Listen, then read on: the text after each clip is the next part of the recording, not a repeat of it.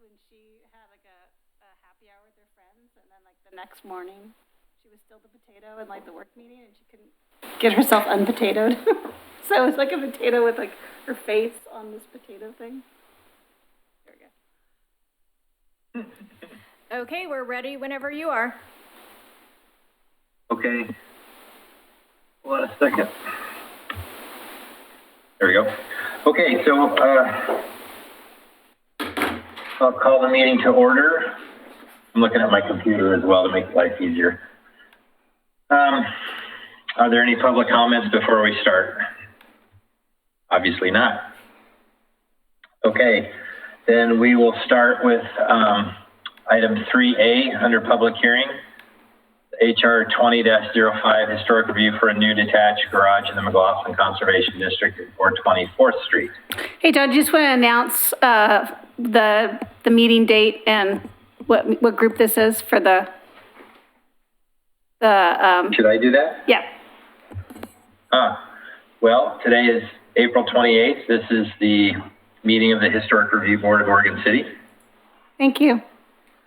And Good. members present? Members present, if you state your name, I guess. Ken Basinger. Grant Floyd. John McLaughlin. Great, thank you. Okay. Because this is a quasi-judicial hearing, and this is a public hearing, I've got to read the following. Okay? There are, I believe, 3 public hearings tonight. A staff report's been prepared for each application. It's been made available to the public 7 days before the first public hearing. The staff report identifies the approval criteria that apply to each applicant's proposal. Staff has analyzed the criteria which are contained in the staff report. The quasi-judicial hearing procedure that the commission will follow is set out in state law and the Oregon City Municipal Code. The hearing procedure steps are shown on the chart. You know, anyone wishing to speak should fill out a speaker's card, give it to planning staff before hearing. This may apply. Speakers will proceed in the order in which their card is received. You should fill out your address on the card so the city will notify you of its final decision. For the public record, please begin all testimony stating your name. Testimony and evidence should be directed toward the applicable approval criteria. If you believe other criteria apply in addition to those addressed in the staff report, identify and discuss those criteria and explain how and why you believe they apply to the application under consideration. A person may submit any written material while the public record is open on each application. Any written materials received by the city staff during the time period in which the record is open will be placed in the record. Written materials submitted during the public hearing must be presented to the city staff in order to become part of the record. If a person intends for PowerPoint presentations, oversized poster boards, reports, pictures, or other exhibits used in their oral testimony to be placed in the record, copies must be submitted to the city staff while the record is open. If they are not given to staff, they will not be included in the record. Any person wishing a continuance to present additional evidence and testimony or to keep the record open to respond to new evidence must make that request before the public testimony portion of the hearing is closed. If the Historic Review Board makes a decision with which you disagree, any issue that you may wish to appeal must have been raised for the consideration of the City Commission or LUBA or both. Without raising the issue on the record with sufficient specificity and accompanied by statements or evidence that the city and all parties can respond, the issue will not be deemed appealable to the State Land Use Board of Appeals.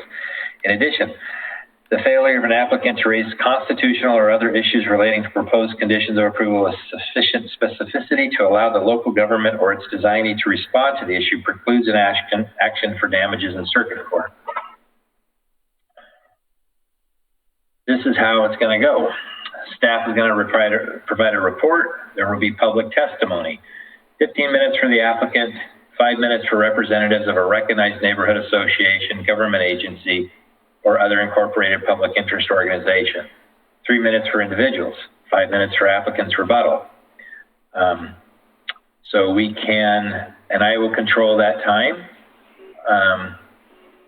So we'd like to start with HR 20-05, historic review for a new detached garage in the McLaughlin Conservation District at 424th Street. Does let's see. Does any commissioner have any ex parte contacts, conflicts of interest, bias, or any other statements to declare? I am a realtor licensed in the state of Oregon, and in that capacity, I help buyers and sellers of residential property. This property, none of the properties that we're talking about tonight are on the market or have been on the market, and I have had no involvement with any of them at any time. I just wanted to put that on record. Okay. Has any commissioner visited the site? I have. I have as well. I have as well. For the record, we have all visited the site.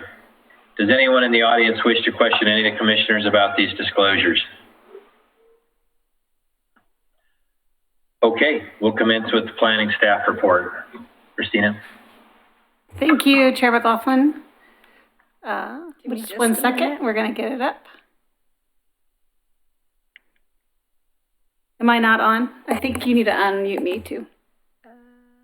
Can't hear. Can you should not be hear me, unmuted. John? Can you guys hear? Can you not hear me? I hear nothing. Is your mic on? Yeah. Okay, let me come over there, just a second.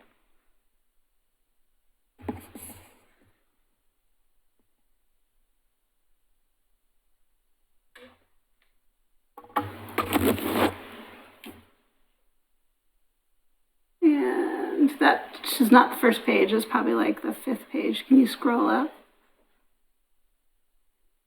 And then actually, okay. Can you hear me now? Yeah, Oh, you can, okay. Okay, now, yeah. great. Well, I'll be double mic'd. Here we go. All right, this Perfect. is HR 2005. It's 424th Street. This is a non-designated structure located in the McLaughlin Conservation District. The applicant wishes to build a new accessory garage. And as you know, accessory buildings over 200 square feet are considered new construction and require review.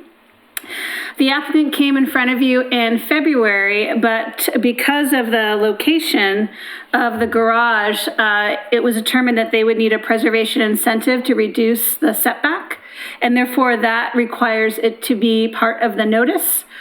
So this application was re-noticed for the March meeting, which was then continued till April. Can you all hear me? Yes. Yes. As you see here, let's see, there's some street views showing there was a previous garage on site. You can see it on the left, and then the existing condition is on the right, showing the empty area. This is the front elevation of the property. These are some neighboring historic resources. The applicant also turned in 2 site plans, one showing a 5-foot setback from Center Street and one showing a 10-foot setback. The applicant wished to move forward with the 10-foot setback, but staff is recommending, does not recommend, it says the 1 foot, that was a typo, a 10-foot setback. Option for safety reasons is recommending the 5-foot setback. And the reason we do that is, the reason we have a 20-foot setback for garages is to allow space for a vehicle to be parked without blocking the sidewalk. And so in this situation, you actually, for safety, either want to have the full setback or the garage either within at the property line or within 5 feet of the property line. That precludes a car parking on the driveway, blocking the sidewalk and pedestrian travel. And so both Public Works and planning staff and our transportation engineer all recommended the 5-foot setback approach. And so the plan you see here is the plan with the 5-foot setback with the preservation incentive granted for the 20-foot required setback for a garage. This is the proposed garage. And staff has prepared conditions of approval, and I have some items modified in red I'd like to go over. One is it said prior to issuance of building permits, and it should be to the final of the building permit. The initial conditions of approval had a requirement that tribal notice needed to be given. That has been done, and those comments are in the record. And so that condition can be removed, number 2. Number 7 indicates that lap siding may be wood or smooth composite panel. We've found over the years that it's really helpful to actually add the additional sentence that wood grain composite panels are not allowed. I think it helps a lot of people understand what the difference of smooth and wood grain is. So staff recommends that additional sentence be added as clarification. But right now, staff recommends approval of this application with the conditions that were in the application at the February meeting with the 5-foot setback. So I'm available for any questions the board may have. Well, I don't believe anybody actually showed up to the February meeting. And we do have the applicant here this evening. I am online, or on the phone. Gotcha. Okay. Unfortunately, I wasn't there in February because I got emails that it was not to be heard. So I misunderstood if I was to come to the meeting. So actually, right now we're gonna. We can't open it and say anything. Okay. So right now you can ask staff questions, and then we can move to public comment. Right.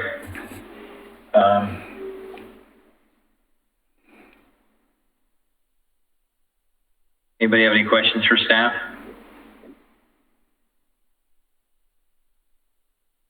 Ken or Grant? I do not. Grant?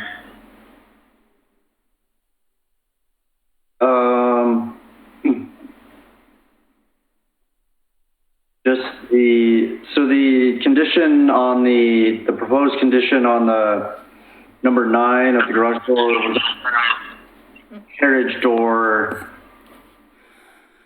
it'll be a double, it's a double stall, right? A double wide, or are we proposing 2 single doors here? No, I think in one door that's 16. Yeah, in this situation, because it was a new construction on a non-designated historic resource in the McLaughlin Conservation District, there was a recommendation to allow the larger door, but to mitigate that with additional design elements to make it appear like a carriage door. Gotcha. Anything else?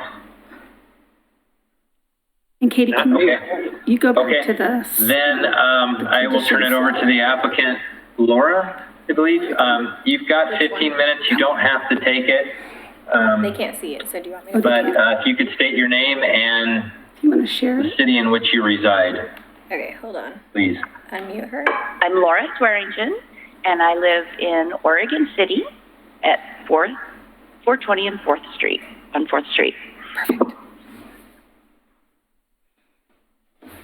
I'm basically here to answer any questions that you need.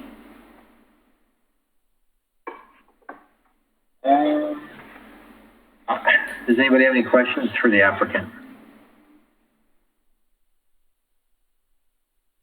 It looks all pretty straightforward. I don't see anything that jumps out, requires any argument.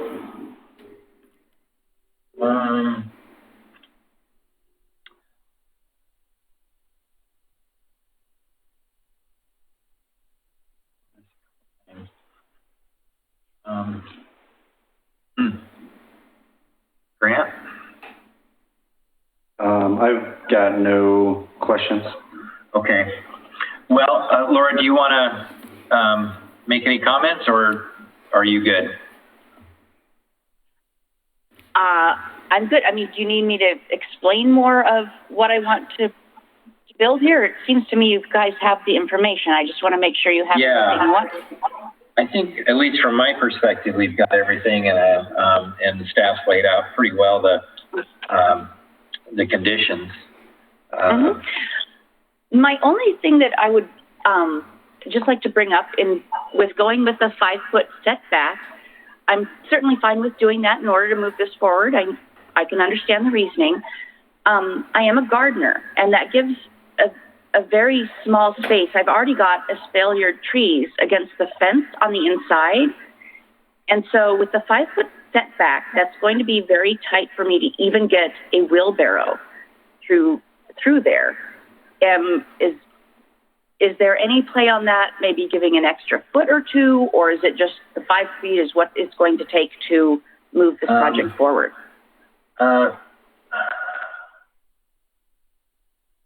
Well, it looks like my question is moving the garage forward to the 5-foot setback, going in and out. You still got 20 feet on the left of your garage to go in and out, correct?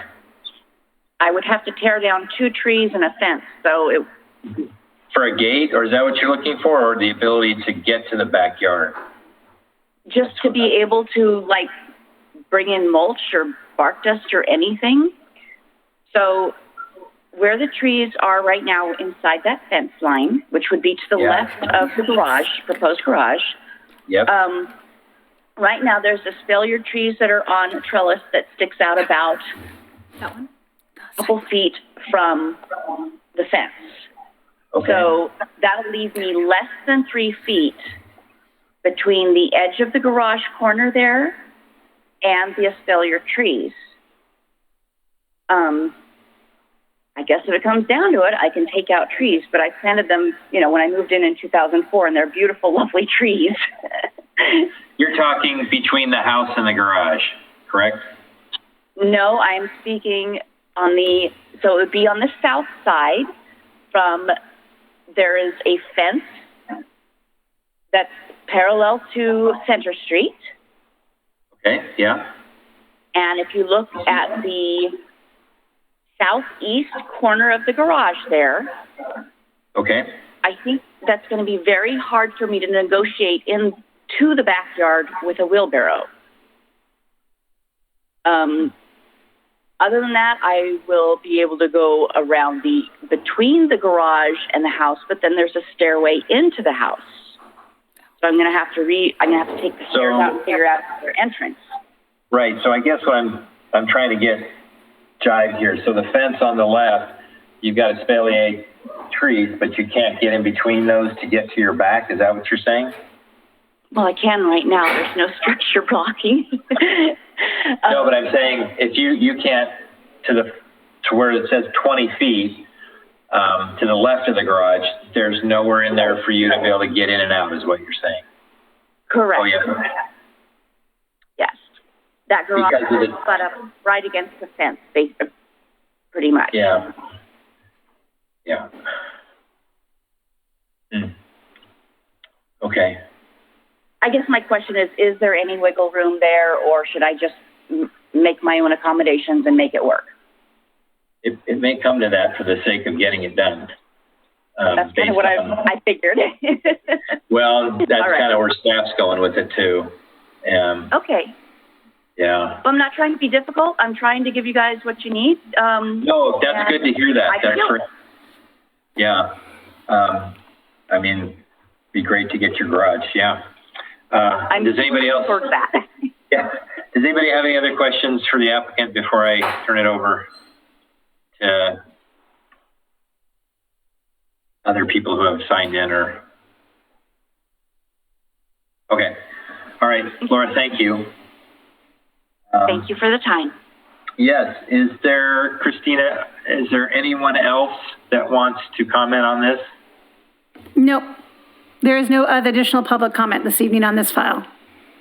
Okay, then I will close the public hearing and let the board deliberate and discuss. Fellas, do you have any comments or questions, or does someone want to make a motion? I'll make a motion for approval of the application subject to the conditions stated by staff. Do we have a second? I will second that motion. Okay, can we put this to a vote, please? Sure. Board Member Blythe? Aye. Board Member Basinger? Aye. Chair McLaughlin? Aye. Motion carries 3-0 with revised conditions. Okay, we're on to item 3B. HR 20-04, Historic Review Board review of a new single-family home and attached garage in the Kenema National Register Historic District on 4th Avenue. So because this is a different public hearing with different people, I've got to read the same thing again. So hang in there.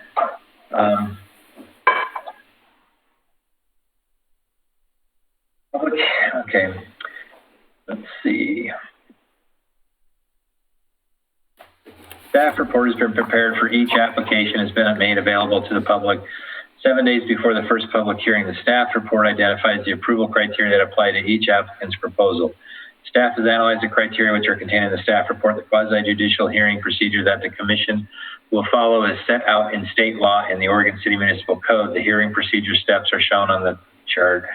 Anyone wishing to speak should fill out a speaker's card and give it to the planning staff. Speakers will proceed in the order in which their card is received. You should fill out your address on the card so the city will notify you of its final decision. For the public record, please begin all testimony stating your name. Testimony and evidence should be directed toward the applicable approval criteria. If you believe other criteria apply, in addition to those addressed in the staff report, identify and discuss those criteria and explain how and why you believe they apply to the application under consideration. The person may submit any written material while the public record is open on each application. Any written materials received by the city staff during the time period in which the record is open will be placed in the record. Written materials submitted during the public hearing must be presented to the city staff in order to become part of the record. If a person intends for PowerPoint presentations, oversized poster boards, reports, pictures, or other exhibits used in their oral testimony to be placed in the record, copies must be submitted to the city staff while the record is open.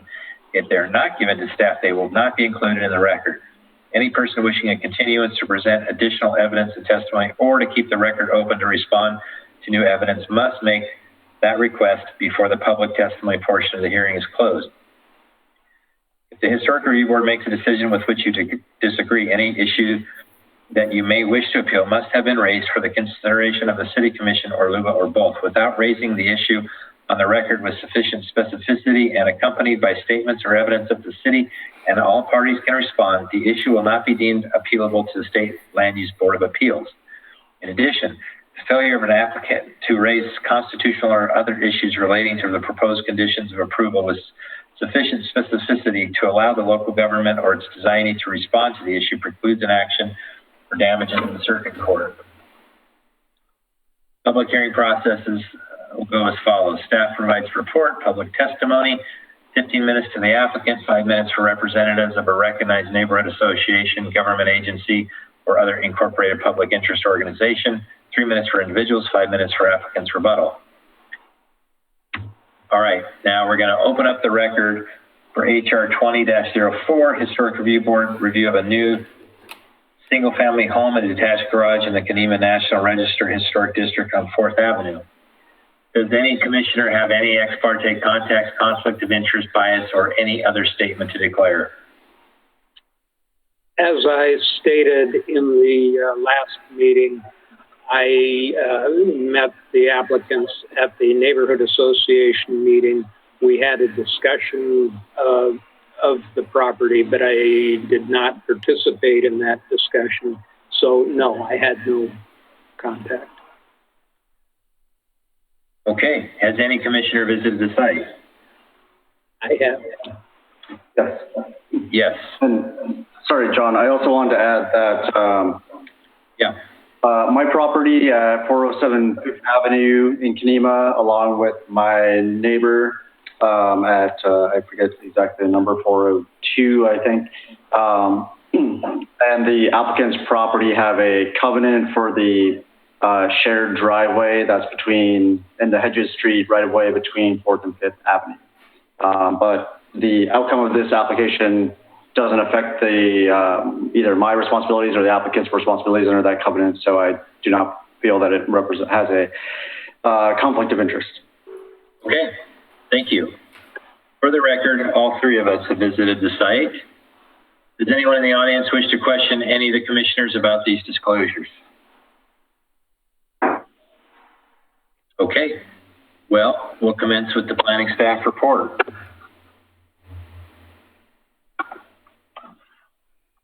Just one moment. Yep.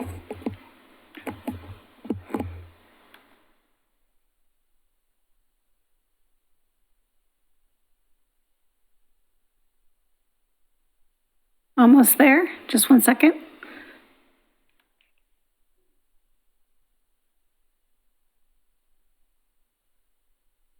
All right. So as I mentioned, this is for new single-family residents in the Kenema National Register Historic District. This was originally heard, and it was heard in February, I believe, and was continued to the March meeting, and now we're here at the April meeting. Some additional items that are being added into the record this evening that came in after the agenda was published.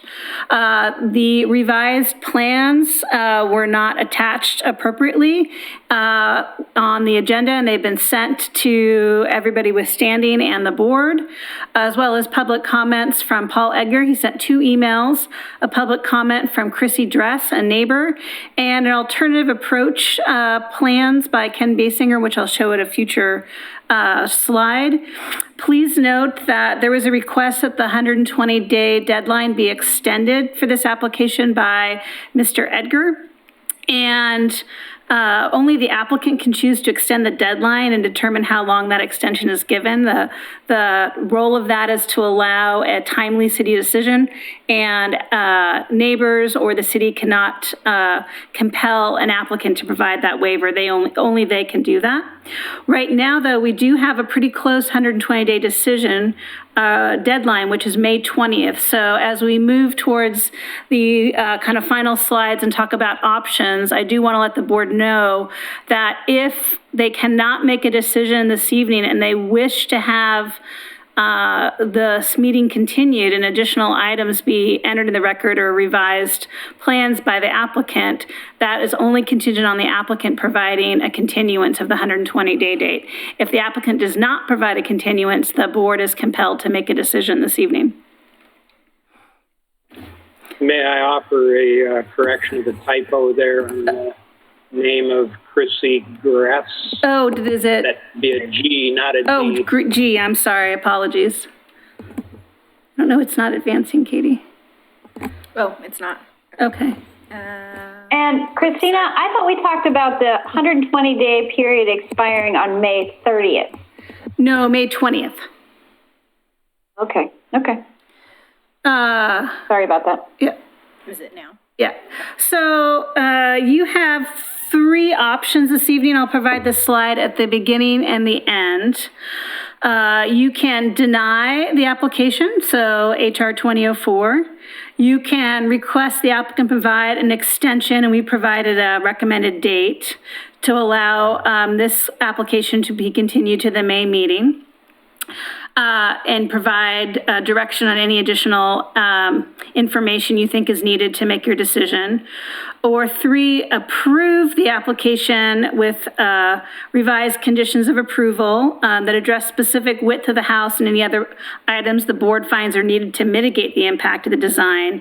Staff has recommended a maximum width of 37 feet at grade. So staff also has potential denial findings in the staff report that you can use or supplement in your deliberations. Those are available. I think I highlighted them in red, so you can move to that. So that's part of the deliberation you want to move forward with. Ken Basinger, board member Basinger, provided an alternate approach plans that he can speak to during the deliberation. These have been forwarded to the applicant, and I'll let him talk about those more in detail, and we can go back to the slide at such time during the deliberations when this is brought up. So just to provide a little site context, this is located at the intersection of 4th Avenue and Hedges.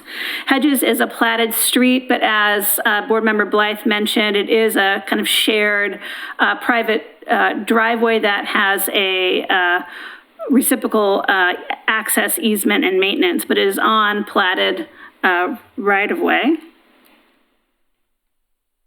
The site is sloped. It slopes down towards 4th Avenue.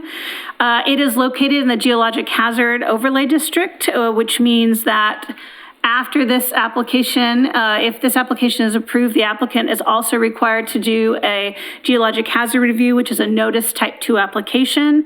As with all properties in Kenema that are in the geologic hazard, if the designs of the home are required to be revised to meet requirements of the geologic hazard review that change to the point where the applicant cannot meet the requirements of the conditions of approval, they will be required to come back to the Historic Review Board for a review of any changes. Here's some street view. This is the intersection of Hedges and 4th looking at the property. Here's another street view. You're at 4th looking up. There are some adjacent historic and non-historic homes, 207, 4th. Oh, I have that twice. So the top 3 to your left are historic, and on the right are 2 neighbors that are non-historic. The 311 Ganong was approved in the 1990s. 349 Fifth Avenue was approved in 2006. Both of those new constructions were not approved under these new design guidelines for new construction, which were adopted in September of 2006. The design guidelines talk about tree preservation and tree removal as it relates to the Kenema National Register District. It indicates to minimize tree removal of trees over 6-inch in caliper, and clear cutting of lots within Kenema are not allowed in the design guidelines. Staff has analyzed the tree removal proposal and has provided potential conditions of approval, which can be reviewed at the end of the presentation. The applicant did provide revised plans, and I will go through which elevations have been revised in the floor plans and which do not have revised elevations. This is a revised site plan showing a reduced width of the proposed house. She's showing the north elevation, the 4th Avenue elevation with the reduced width. This shows the south elevation, which is really the driveway rear elevation. These are the revised floor plans. You'll see on the left, the 40 feet as the width of the porch, though there are kind of 4-foot wings on both sides. It looks like the 4-foot wing on the Hedges side seems to be cantilevered, but the 4-foot kind of interior side yard wing looks to be at grade. So when staff makes a recommendation of 37 feet width at grade, the interior side kind of 4 feet bump out may need to be revised to either be removed or cantilevered in order to meet those conditions of approval. This is from the original submittal. We're not provided revised elevations for both the Hedges west elevation and that interior east elevation. Staff has provided recommended conditions of approval. I've highlighted the items in red that I think the board really should be looking at as part of the deliberation. And I'm going to get to that for my... So I think the discussion that staff recommends that the board look at is, has the applicant provided, have the conditions of approval and the revised drawings provided adequate mitigation for the front elevation to be considered a front elevation and not kind of a rear elevation? That's the Hedges Street. The recommendation to kind of reduce the elements in the basement level so it does not appear to be a kind of a ground floor. So that would be modifying or removing the windows and moving the entry door to a less conspicuous location, either on the side, the interior side, or the far corner, and utilize either a half light or a solid door, which would be more of a traditional basement entry door. Condition of approval number 14. The applicant shall reduce the full width of the house to be a minimum of 37 feet at grade or an alternate measurement approved by the Historic Review Board.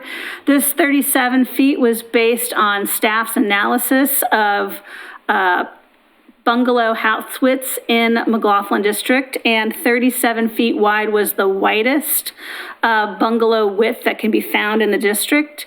And so knowing that this house has quite a lot of problems to overcome related to the grade and the massing that's created by that, staff recommends that the Historic Review Board do not allow a width greater than 37 feet, knowing that you have the topography that's going to create a larger massing, even with the 37-foot maximum historic width found in the district. The second page of conditions are kind of your traditional, if you want to do one. No, sorry, it's not advancing.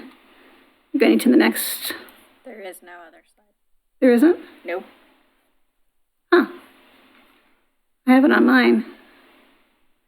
Well, it seems like the PDF that was created did not create the last page, so I will discuss the last condition number 25 in your staff report, which is a deliberation I think the board needs to make is, it says landscaping shall be utilized to visually shield the massing of the exposed basement level. A maximum of 10 shrubs with a minimum mature height of 5 feet may be required with final number and location selected by staff after construction. The proposed landscaping may be utilized, or the applicant may be propose different landscaping that meets the condition. And the question is with the requirement to move the windows and relocate the door and provide this kind of larger shrubbery and a vegetative buffer, is that adequate enough to modify the massing and reduce the feeling that the basement is the ground floor of the proposal? I'm available for questions. I'm going to go back to, we have the review options this evening. Once again, the board needs to make a decision this evening, either to approve or deny. And if the board wishes a continuance because they need additional information, they'll have to request that to the applicant, and the applicant will have to provide that to them to a date certain. Carrie Richter is available, and she's going to provide some guidance for you as a follow-up this evening before we move to applicant's presentation. So I'm going to hand it over to Carrie Richter. Thank you. I just want to follow up on a couple of points that Ms. Robertson Gardner mentioned. And first of all, my understanding is that Commissioner Basinger submitted an alternative design.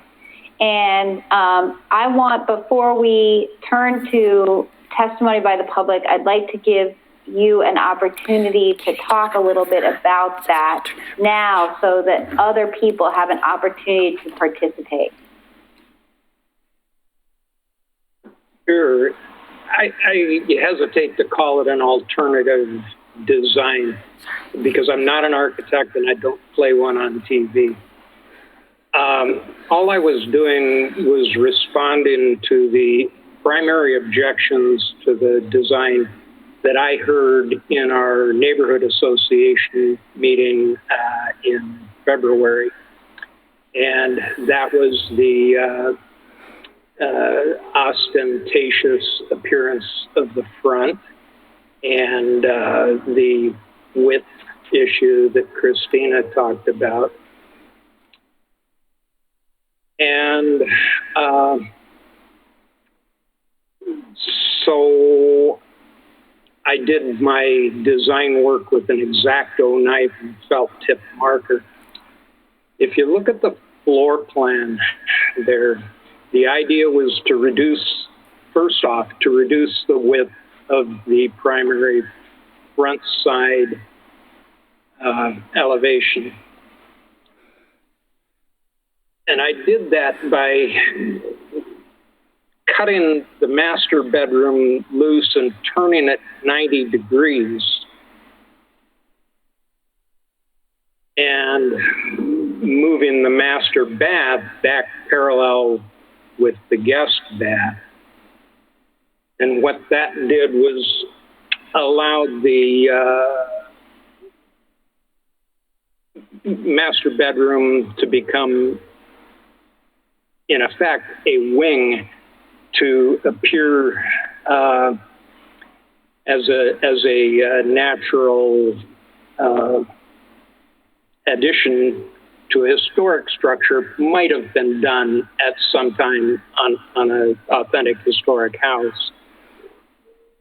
That steps that addition or that wing back 6.5 feet roughly from the front of the house, breaks up the mass and leaves a 34-foot primary frontage on the house. Now, I didn't go to the extent of taking out the double doors and things. I did take off the gabled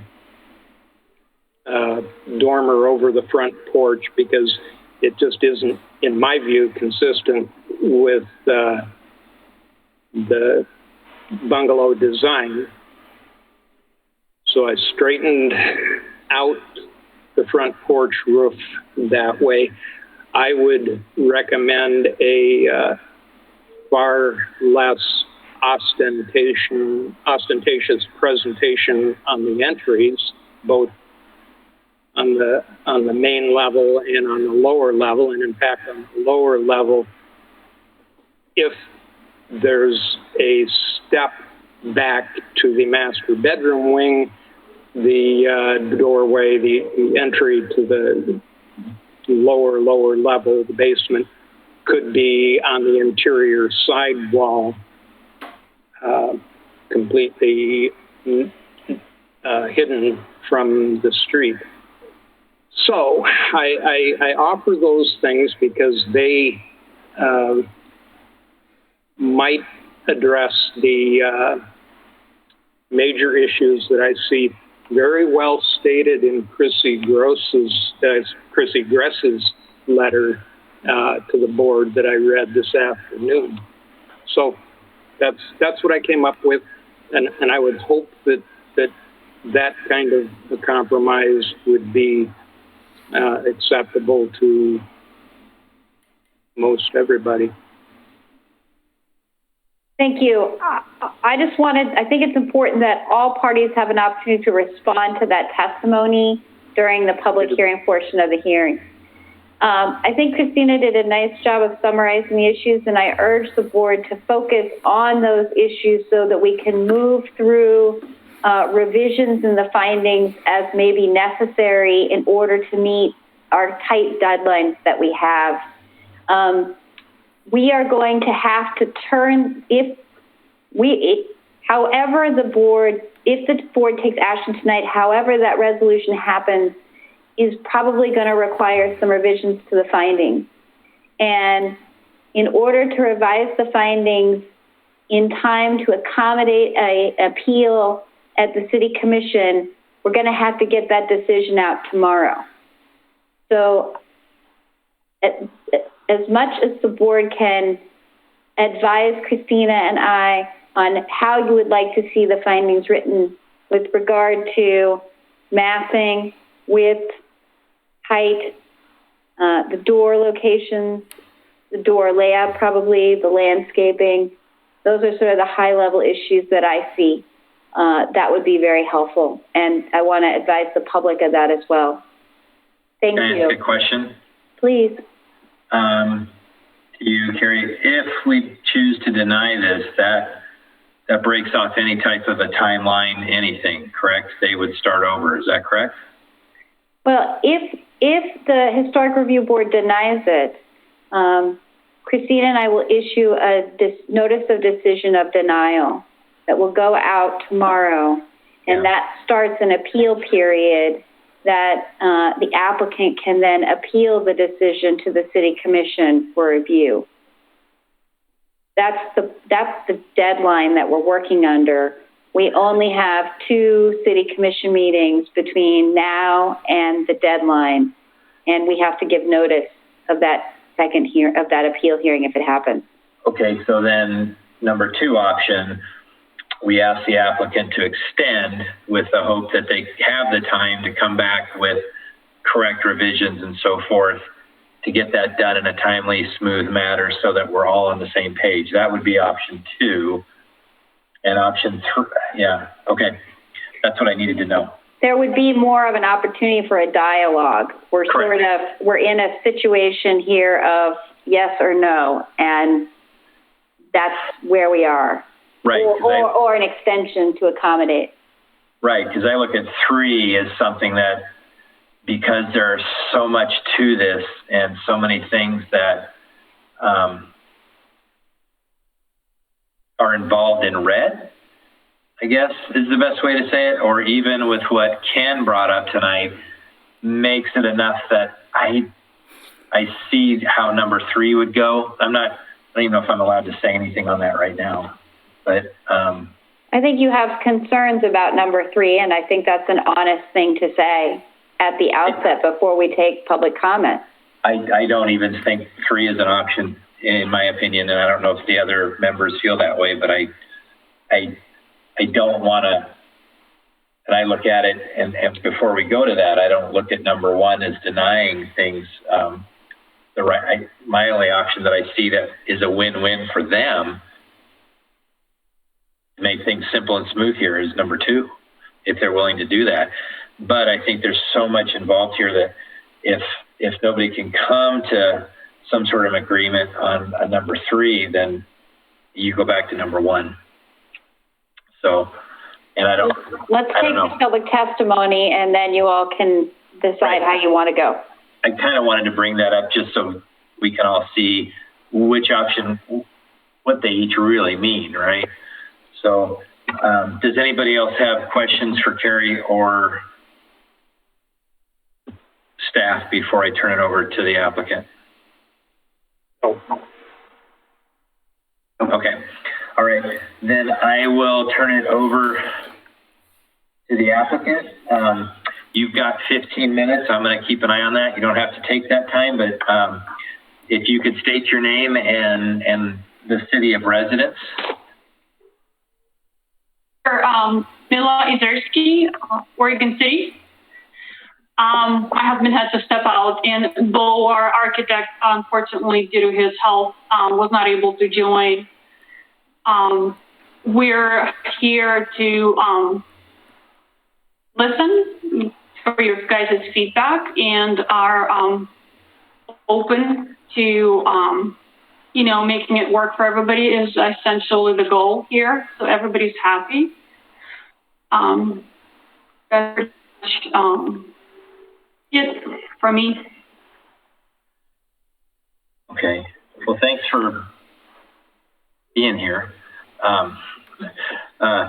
Does anybody have questions for the applicant? I do. Yeah. I have a question.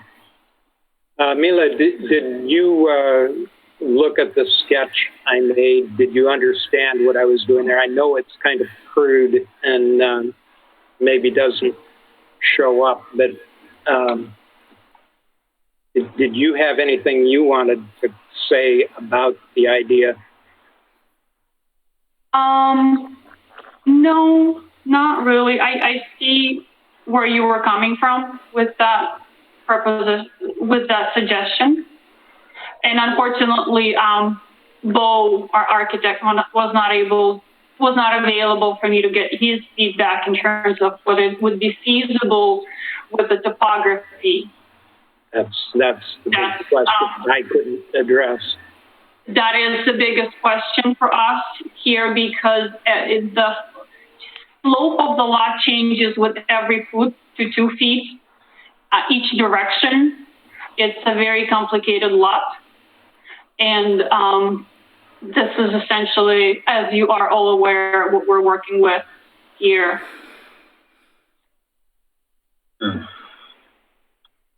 Okay. Grant, do you have anything? Yeah, just a couple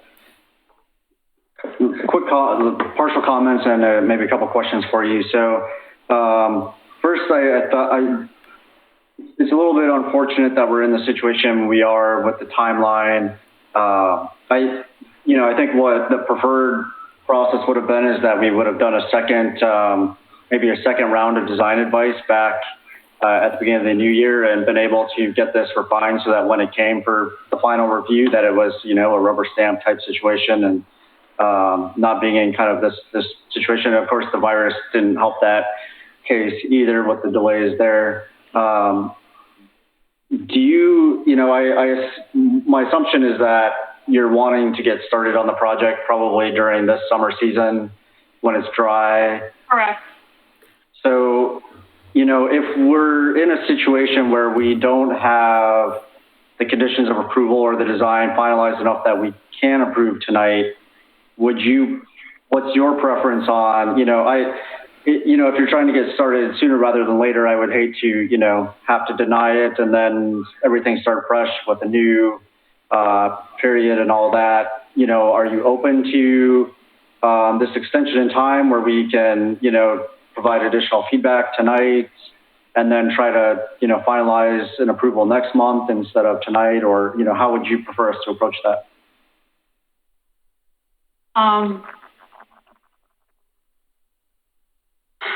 Ideally, obviously, the sooner the better. My concern is that if we push it out till next month, we will not be on time with everything else that we will need to do after this step to get permits on time to be able to excavate before this summer season's over. So that is, making things more complicated, obviously, not that it already isn't. But I guess we will, we want to be there. We see it as long-term. We've had the lot for 3 years trying to work with you guys over it's been almost 3 years. So we want to continue. We want to be there. We want it to be your home for us and our kids and our moms. And but at the same time, we want to make everybody happy and make sure it fits in and, complies with everything that it needs to. I guess we have to be flexible at this point.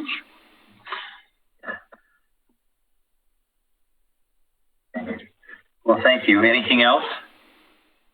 I can't think of anything at the moment. Sorry. No, that's okay. Okay, then, Christina, do we have anybody that wanted to comment on this? We do have one gentleman from the Kenema neighborhood. Do you want to come up, Ron? Is this a representative? Well, just 1 second. You can come up. Yeah. Yeah, just come to that. Yes, Ron Beislein is the liaison for design and land use. Okay, so he's got, if you could, I don't know where he's, if you could state your name and city, you have up to 5 minutes. Thank you. Ron Beislein, Oregon City, Kenema, land use liaison for the HR. No sound. No sound. No sound? Does it work now?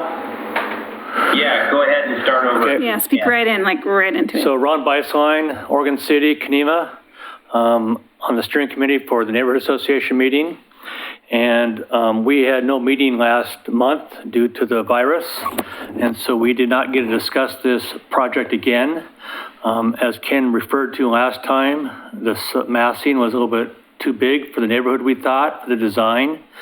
And so I can't really tell you from the neighborhood association what the new design's gonna be as far as acceptance or not. And so I think that we would like to maybe continue on to see if you make another decision, if we could have time to either call a special meeting to discuss it or at least give us information on it.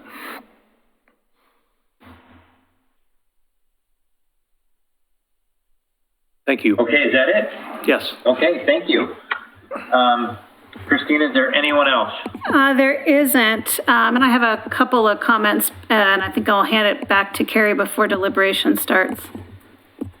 Okay, if there is not, then as far as the applicant, they do have an opportunity to have a rebuttal. Do you have a rebuttal to what he said? Any comments? No, I'm good, Okay. thank you. Okay, then I'm going to close the public hearing and let staff make some comments before we deliberate this. Sure, I'll let Carrie walk you through the extension process. Oh, Carrie, sorry. Oh, no, but Sorry. first, I just wanted to make one quick comment. The applicant has turned in their geologic hazard review, but is currently incomplete. So right now, it's unsure if they can move forward for construction this summer because they have the second part of their application has not been noticed yet. Okay. Wait, Christina, can you tell us a little bit about what, so the application's deemed incomplete and it would be a type 2 review? It's a type 2 geologic hazard review. So that would be notice to the neighbors, an opportunity to comment, and then a staff decision with a right to appeal to city commission, correct? And the application is not deemed complete, so the applicant needs to submit additional information, and then some days will pass, staff will deem it complete. And what is the planning office's current sort of turnaround? I understand nobody's bound to this, but what is it going to be 120 days? We generally get a city decision out between day 30 to 60 after an application is complete and noticed. And at that point, then the applicant turns in for their building permit review and works with development services on any additional conditions of approval. Could they, but they can move as quickly as they want on the geologic hazard review while this sits in an alternative course, right? Correct. They have to have both. They have to have both in order to get their building permit, but they can stay on separate courses and one isn't contingent on the other than the fact they can't get a building permit. Correct. Unless the design dramatically changed, but nothing discussed so far as would not affect the geologic hazard review. Because this is in in Kenema, in a known landslide area, there is a requirement of mid-October is the deadline for any excavation. So that is really what they're working on, is that magic finish excavations by mid-October. If not, then they have to wait to the spring. Christina, is that excavation for just dig out for building, or is that all excavation, backfilling and so forth? It's everything. You have to have that. Generally, you need to have all your excavation completed by that October date. Well, excavation and filling. So generally, you put your foundation and your excavation in by that October date, and then you do the rest of the construction, the core afterwards. What was the date in October? I want to say October 15th. Halloween. It's Halloween. Sorry. Excuse me. Oh, end of the month. Got it. Okay. Anything else? That's it. So I'm going to turn it over to Carrie, who'll provide you kind of direction on the logistics of extension with the applicant, if that's a path that the board wants to go down. I think so. Okay. Because the applicant will need to provide the 120-day extension prior to the decision by the Historic Review Board tonight, if that's the path that they want to go down. Carrie, if we make a motion for a continuance, I didn't know that we had to have the applicant's approval for that. Is it because we're at the witching hour of coming into the end of the first phase? Yes. So The city has to make a decision by May 20th. And that deadline, only the applicant can extend. Gotcha. And so before you all take any action, I would like for you to ask the applicant to affirmatively state that that they or she consents to an extension of the 120-day rule and to what day she will extend it to. She talked about letting it go for a month. Staff had identified, I think, the middle of August. August 6th. Okay, August 6th. So you guys, we need an affirmative statement from the applicant about this. Okay, before you decide whether you can continue it or not. Right. Okay. So then I would need to open this back up to the public. Ask so that the applicant. she can state on the record a willingness to extend the 120-day deadline. Okay. Okay. So then, does that go to a date certain, or is it tied to August 6th? Well, it needs to go to a date certain. So that we don't have to have new notice. So if we went 30 days, we would be at June 20th. I don't think there's time for that.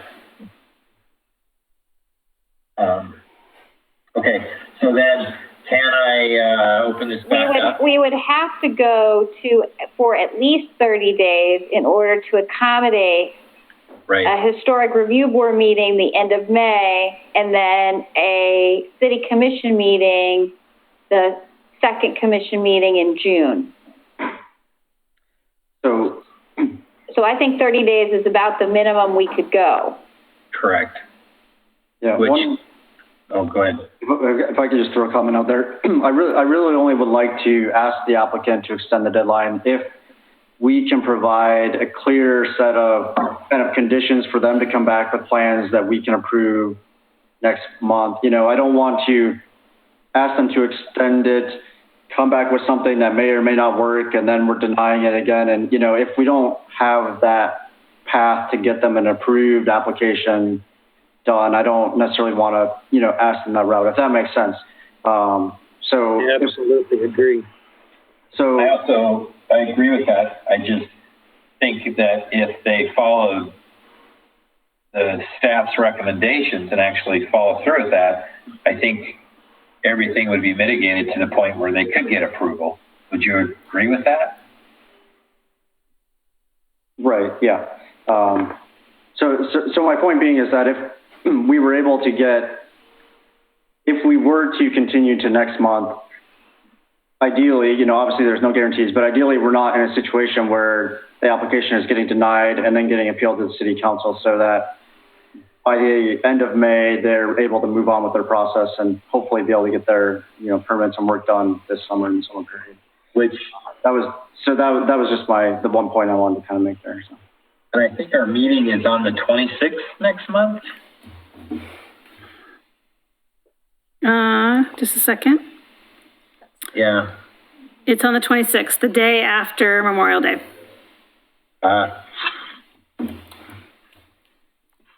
Okay. Okay. Would it be relevant whether or not the applicant's architect will be available or have ability to review these proposals? That's a good question. Okay. So can I open this back up to public so I can ask the applicant these questions? Okay. So I'm opening this meeting back up. I'm going to point everything to the applicant. Are they willing to have an extension to May 26th? And would your architect designer be able to review and get everything ready for the May meeting? Yes, I am willing to do a 30-day extension until through May 26th, I believe, was said earlier.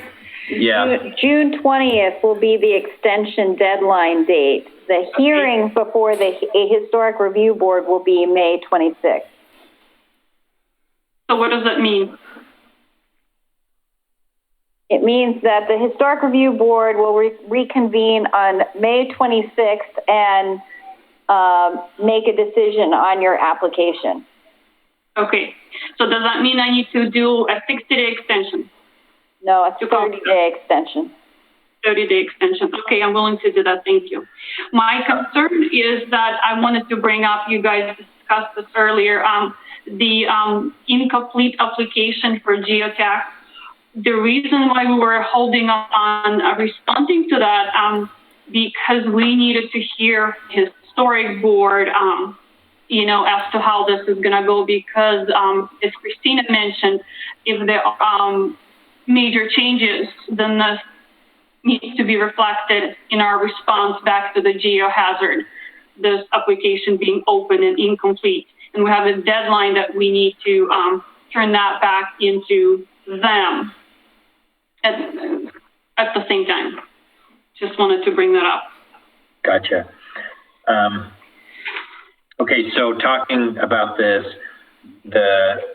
what the staff has come up with for changes, recommendations, that's what we're extending, is if you're willing to work with what the staff has asked for, that your architect designer is able to do that, if he's physically able to do that, and get back for next month's meeting. All that being said, you're willing to do that? Yes, I'm willing to do that. Okay. Yes, correct. Okay. All righty. So that's on record. I'm going to close to the public and let the board deliberate. If you fellas have any comments or anything you want to say. I'm good. Thank you. Yeah, okay. Thank you. Ken or Grant, anything you guys want to add or make a comment before we... Well, I want to ask a question of staff before I lead somebody on a wild goose chase here with my sketch. If that were to be done, would it satisfy the code regarding the width of the front of the house? I know you're not going to like this answer, but I don't know. It depends. I think the key thing is it's the one I'm concerned about, as always, is the only 6 feet setback. And so are you really reducing the massing with just a 6-foot side gable addition? So I don't, until it's drawn, I wouldn't know. But that is probably my one concern with that. No, and I think what Ken did was quite honorable and a great idea, but I still look at the overall width. And it's like what Christina said, on one side they cantilevered it to try and reduce that width, you know, at grade, but still kicking it back however far, you've still got an overall width. So it's a great idea. I think just to set that off so it doesn't feel so big and blunt. I think it's a great idea. I think it would be, how can they pull that off, right? So anyway.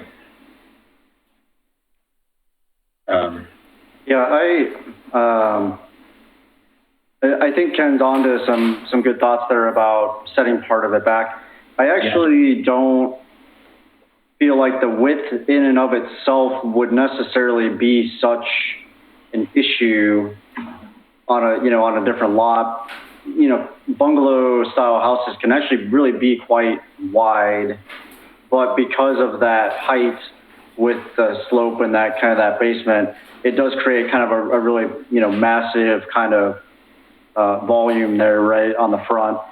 So I think that, moving a bit of that mass back and setting it off a bit could be a way to kind of play with that a little bit and be able to come up with something that visually reduces that massing. I think a lot of it is, if this house was faced, if let's say the street was on the other side and this was sloping down the backyard, this wouldn't be much of a discussion. But as it is, the bulk of this house is facing the street, so it has that mass amount that with the lower level, I really think landscaping will mitigate a lot of that if they can just get instant gratification, I guess, of landscaping that really sort of just kind of softens things so it doesn't look that way, that it's kind of a forest in front of it, so to speak. I think that would go a long way. So, yeah, I'm also torn with, I want these people to get going. I want them to get rocking and building.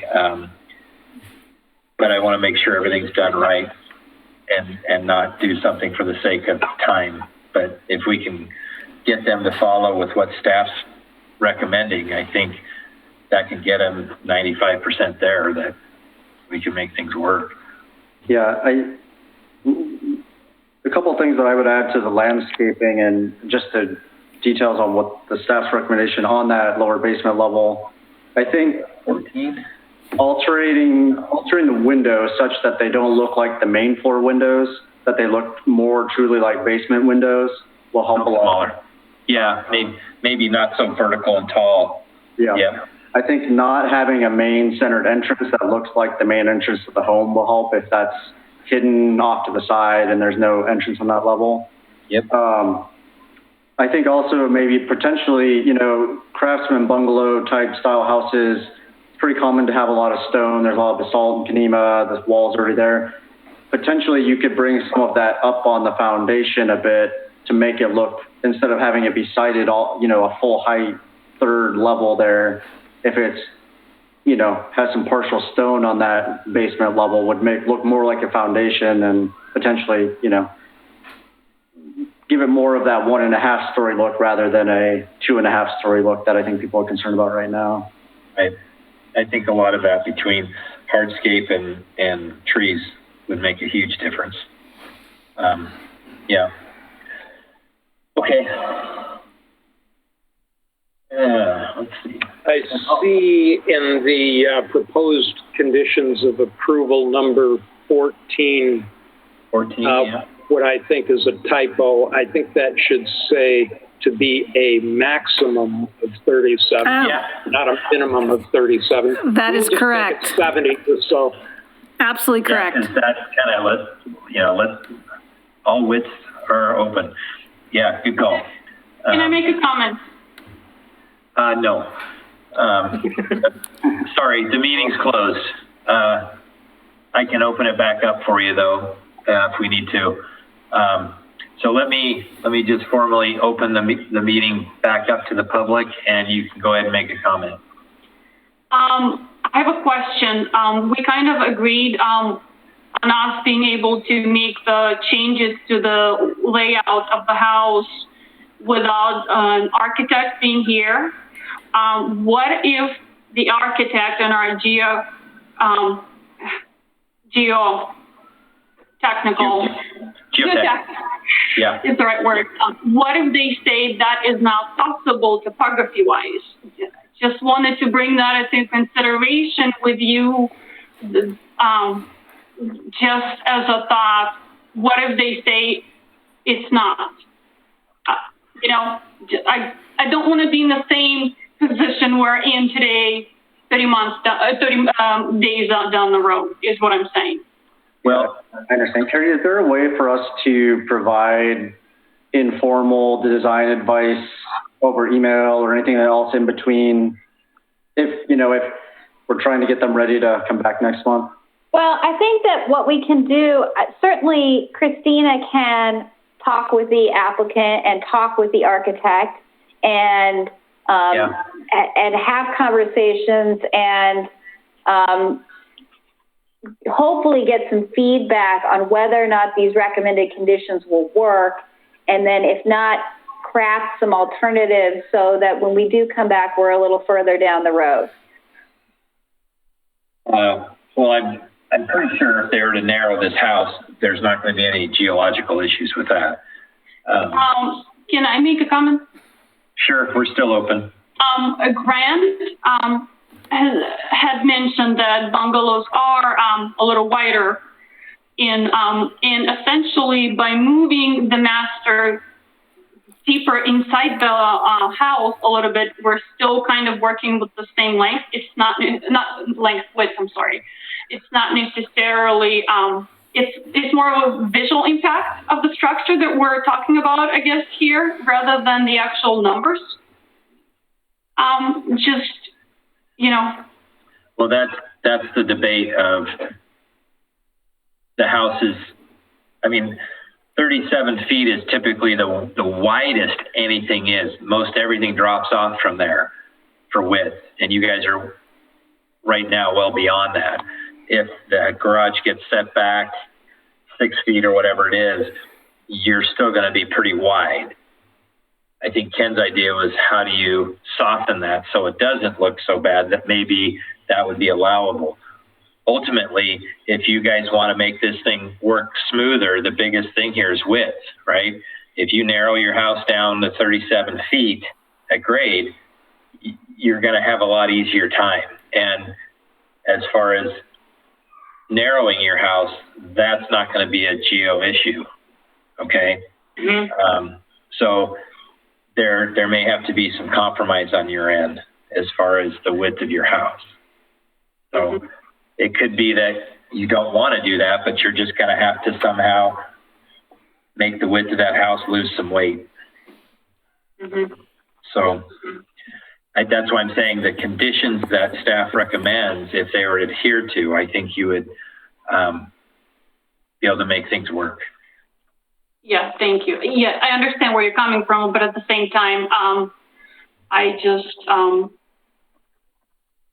sorry, I lost my thought. That's okay. Well, I think that if the architect comes back and says this is not possible, then I think that Christina may be able to have some informal discussions to come up with some alternatives. But unfortunately, we're not in a situation where we can provide design advice outside of a public hearing. No.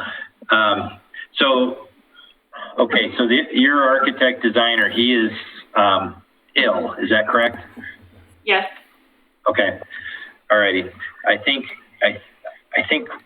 I agree with what Carrie's saying, that Christina could probably make some contact, discuss this when he's well, in order to make those accommodations to meet with us next month. So, okay, then let me close this. Yeah, real quick before you do that, John. Okay. Noah, do you feel like we've given you enough information that you feel confident that that whatever you bring back, you kind of understand what we're asking for or not? I don't want to leave the meeting and feel like you're still unsure as to what we're kind of supporting or not supporting, that sort of thing. Thank you for asking that, Brent. I do feel that I am not clear, and some of the things that you had just mentioned in your last comment, or I believe it was you, about maybe moving the side door and the smaller windows that you were suggesting. This feedback conflicts with the feedback we got 2 years ago from the board. We kind of, the board at that time wanted the door there and the windows there so it doesn't look like a massive concrete wall from the street. So that was,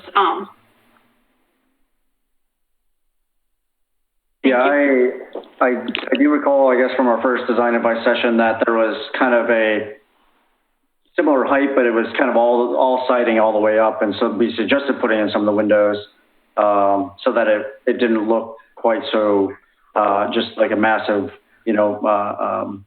facade there. Yeah. I think the best advice on the windows that I would give is, if you look at straight out of the book, Sears catalog from the 1930s Craftsman bungalow styles and look at what the basement windows look like, if you can follow those sort of style cues and things on the foundation, and that, that's going to be the best way to pursue. So I think rather than those, basement windows being double hung, if they're more like casement type windows or something that gives them a little bit more of that appearance, is going to be maybe what would push it in that stylistic direction that we're talking about. Thank you. Okay. I'd like to close the public hearing and let the board deliberate. Based on what we're talking about, fellas, does someone want to make a motion now that we have approval for an extension? Can I ask one question before we go for a motion? Yes, sir. Would we be looking at 60 days so that we don't put ourselves in a jam, in the same jam next month? Oh, we like this jam. Okay. I hear what you're saying. I think, but see, I don't know the condition of their designer. I don't know if he's going to be able to make something happen. I mean, obviously, that's why I raised the question. Right. Well, then that would be, if we did that for their benefit and give some wiggle room, that would make a date certain of probably June 23rd, if I'm looking at the calendar correctly. I'm not certain I understand your... He's asking for, instead of a 30-day extension, a 60-day. Well, I think... Well, a 60-day extension would be about July 20th. Yes, for the city commission to wrap it up. I think that we stick with... I would say we stick with, our plan to review it at next month's meeting. And then, if their architect's not able to meet that and they aren't, they can come back and ask to go, a different, they can't provide the design on that date. I think I would go with that, because I'd really like to see if we can make it wrapped up next month. Yeah. Okay. Are you okay with that, Ken, or? Yeah, I am. In that case, I'll make the motion that we...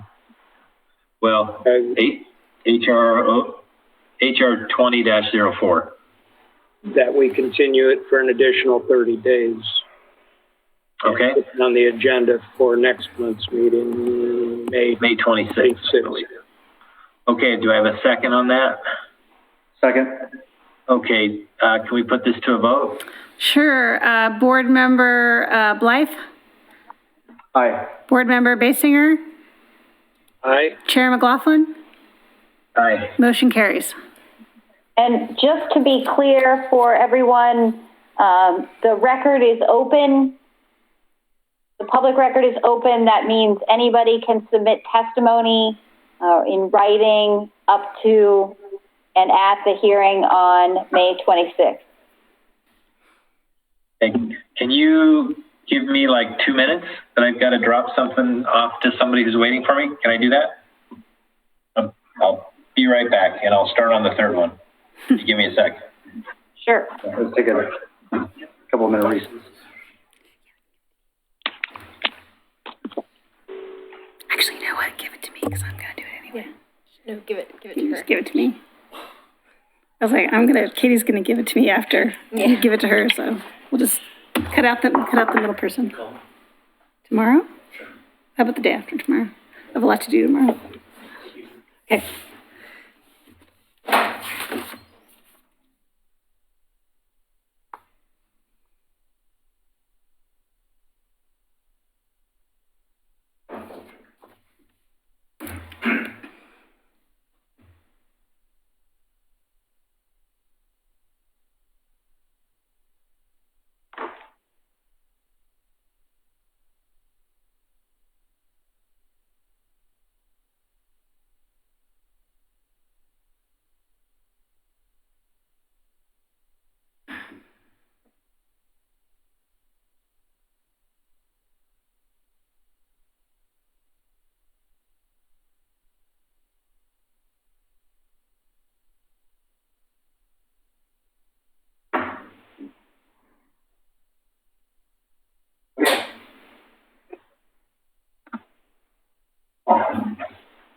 Thanks.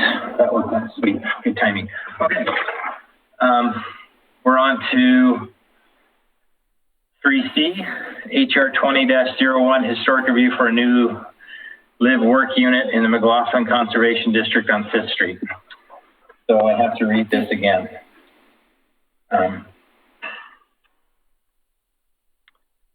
Okay. A staff report has been prepared for each application, has been made available to the public 7 days before the first public hearing. The staff report identifies the approval criteria that apply to each applicant's proposal. Staff has analyzed the criteria which are contained in the staff report. The quasi-judicial hearing procedure that the commission will follow is set out in state law and the Oregon City Municipal Code. The hearing procedure steps are shown on the chart. Anyone wishing to speak should fill out a speaker's card and give it to the planning staff before hearing. Speakers will proceed in the order in which their card is received. You should fill out your address on the card so the city will notify you of its final decision. For the public record, please begin all testimony stating your name. Testimony and evidence should be directed toward the applicable approval criteria. If you believe other criteria apply in addition to those addressed in the staff report, identify and discuss those criteria and explain how and why you believe they apply to the application under consideration. A person may submit any written material while the public record is open on each application. Any written materials received by the city staff during the time period in which the record is open will be placed in the record. Written materials submitted during the public hearing must be presented to the city staff in order to become part of the record. If a person intends for PowerPoint presentations, oversized poster boards, reports, pictures, or other exhibits used in their oral testimony to be placed in the record, copies must be submitted to the city staff while the record is open. If they are not given to staff, they will not be included in the record. Any person wishing to continue to present additional evidence and testimony or to keep the record open to respond to new evidence must make that request before the public testimony portion of the hearing is closed. If the Historic Review Board makes a decision with which you disagree, any issue that you wish to appeal must have been raised for the consideration of the City Commission or LUBA or both. Without raising the issue on the record with sufficient specificity and accompanied by statements or evidence that the city and all parties can respond, the issue will not be deemed appealable to the State Land Use Board of Appeals. In addition, the failure of an applicant to raise constitutional or other issues relating to proposed conditions of approval with sufficient specificity to allow the local government or its designee to respond to the issue precludes an action for damages in circuit court. So now we'll open the record for HR 20-01, historic review for a new live-work unit in the McLaughlin Conservation District on 5th Street. Does any commissioner have any ex parte context, conflicts of interest, bias, or any other statements to declare? No, none here. No. Okay. Has any commissioner visited the site? I have. Yes. Yes. For the record, all of us have visited the site. Does anyone in the audience wish to question any of the commissioners about these disclosures? Okay, we will now turn this over to the planning staff. All right, thank you, Chair McLaughlin. We're just getting it up. Just 1 second. As we did with the last presentation, I'll provide some overview, and Assistant City Attorney Carrie Richter will provide kind of the pertinent questions we're looking at this evening and kind of some logistics and kind of frame in the deliberation, what we need to get out of the board this evening. As with the last application, there was some additional information submitted into the record. Those have been sent to all parties withstanding, including the applicant, some supplemental information from the applicant, which includes narrative and photos, the geotechnical report for the property, and a revised site plan. Those are available on PDFs if the applicant wishes to have them placed on the screen. Let Katie Riggs, our city recorder, know. You can put that up at the time of your applicant's comment period. We also received some additional emails, public comment from Jesse Bust requesting a continuance of the application this evening because of the new information. Public comment from Jylene Maudlin, who's here this evening, about massing and design, as well as a last minute comment from Wendy Marshall on behalf of the McLaughlin Neighborhood Association, which I just pasted on the slide here, and I'll read it out. The MNA has received complaints that information information on the revised application was received only yesterday, providing inadequate time for review prior to tonight's HRB meeting. Therefore, MNA respectfully requests continuance of agenda item HR 2001 to allow review and participation by affected citizens. As with the last application, the 120-day deadline for final city decision is controlled by the applicant.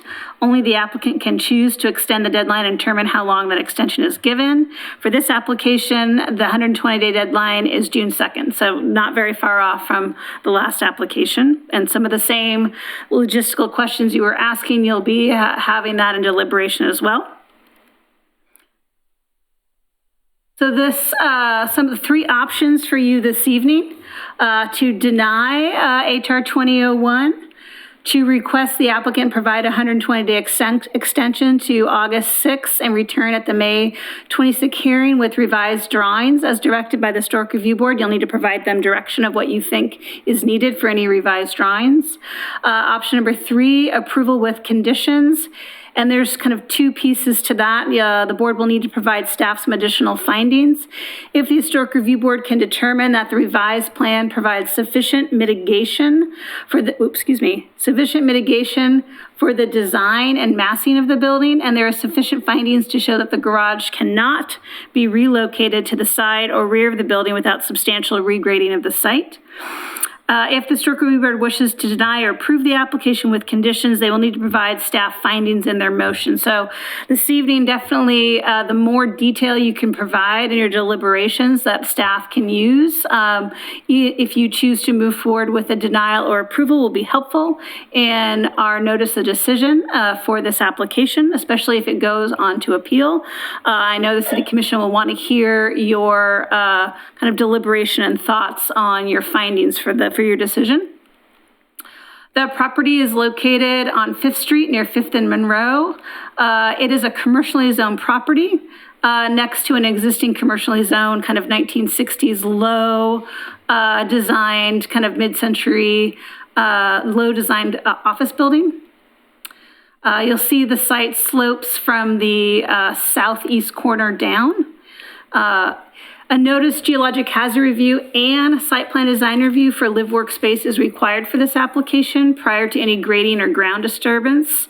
So the applicant will need to go through two type 2 reviews, which requires notice to the neighbors, a staff report that can be appealed to the City Commission.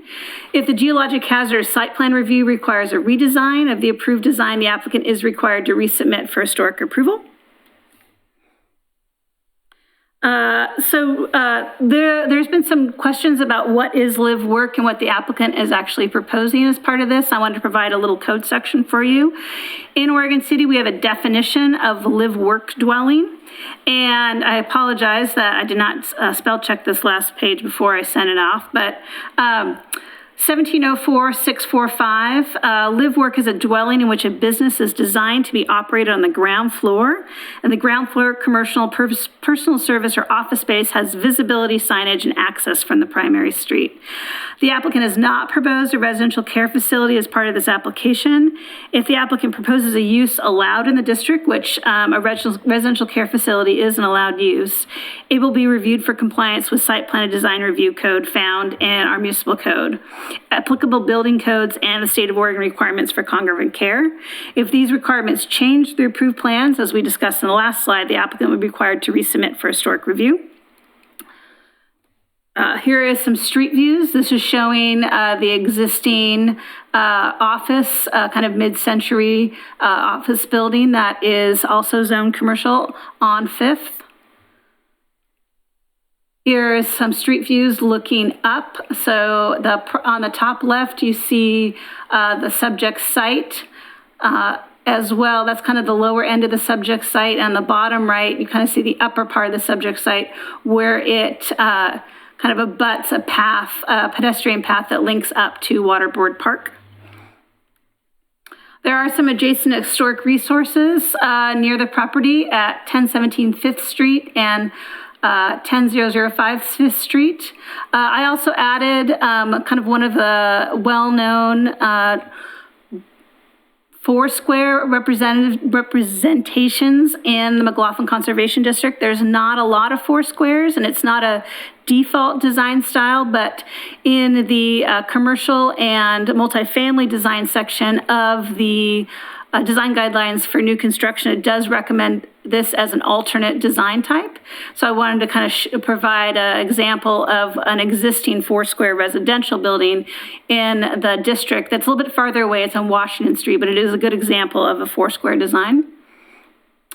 The applicant submitted some revised plans. It shows the commercial space, and in the revised plans, it shows a door to the side of the proposal, which enters into stairs to the second floor and looks like an elevator, which is a little bit different from the previous, which had some railing and stairs up to a side door. Shows the revised front elevation. The applicant reduced the height of the third floor to resemble a half story and provided more details on the ground floor to make it look like a front porch of a residential structure. That's the work part of the live work, which is on the ground floor. These shows the revised side elevations. So up to your left is the elevation you see on the downhill side. So as you're driving up 5th Street, you would see that elevation. And as you're driving down 5th Street, you would see the elevation on the bottom right. You'll notice the garage, which we'll talk about at a future slide. It can be shown on the left elevation.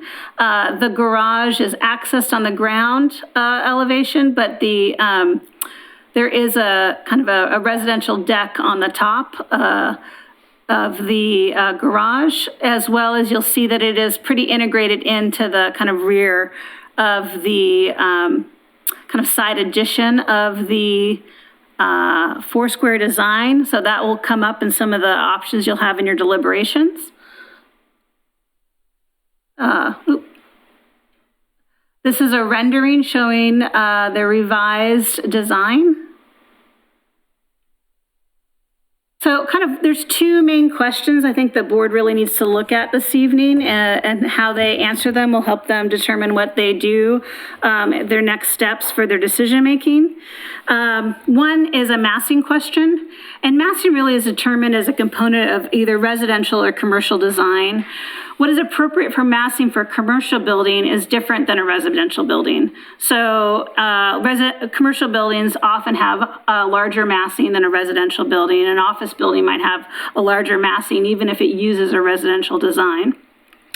As part of your deliberations, the board must determine if the massing is appropriate for the proposed building.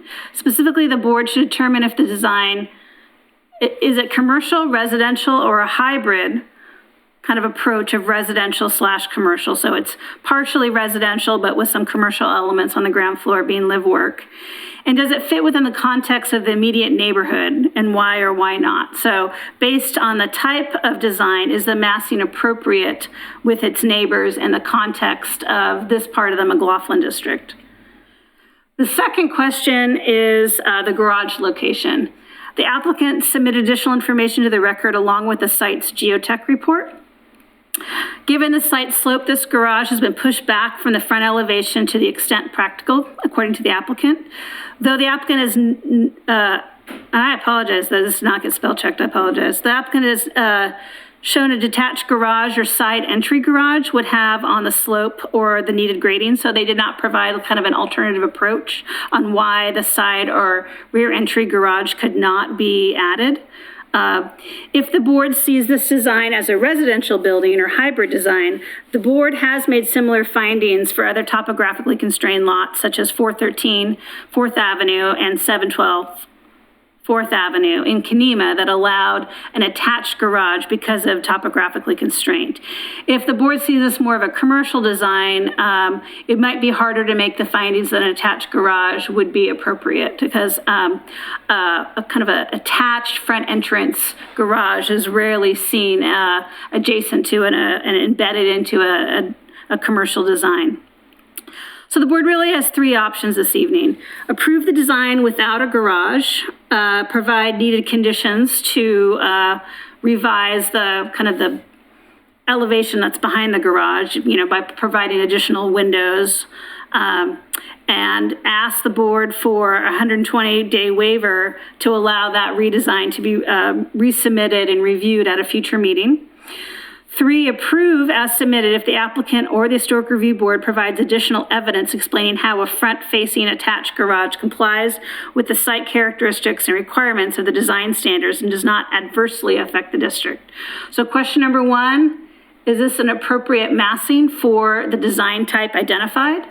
2, is the garage located in an appropriate location based on the design type and the mitigating factors, or is the applicant required to come back showing additional findings of why an alternative side, rear entry, or detached garage could not be pursued? Staff has proposed recommended conditions of approval if the board wants to move forward with approving the application.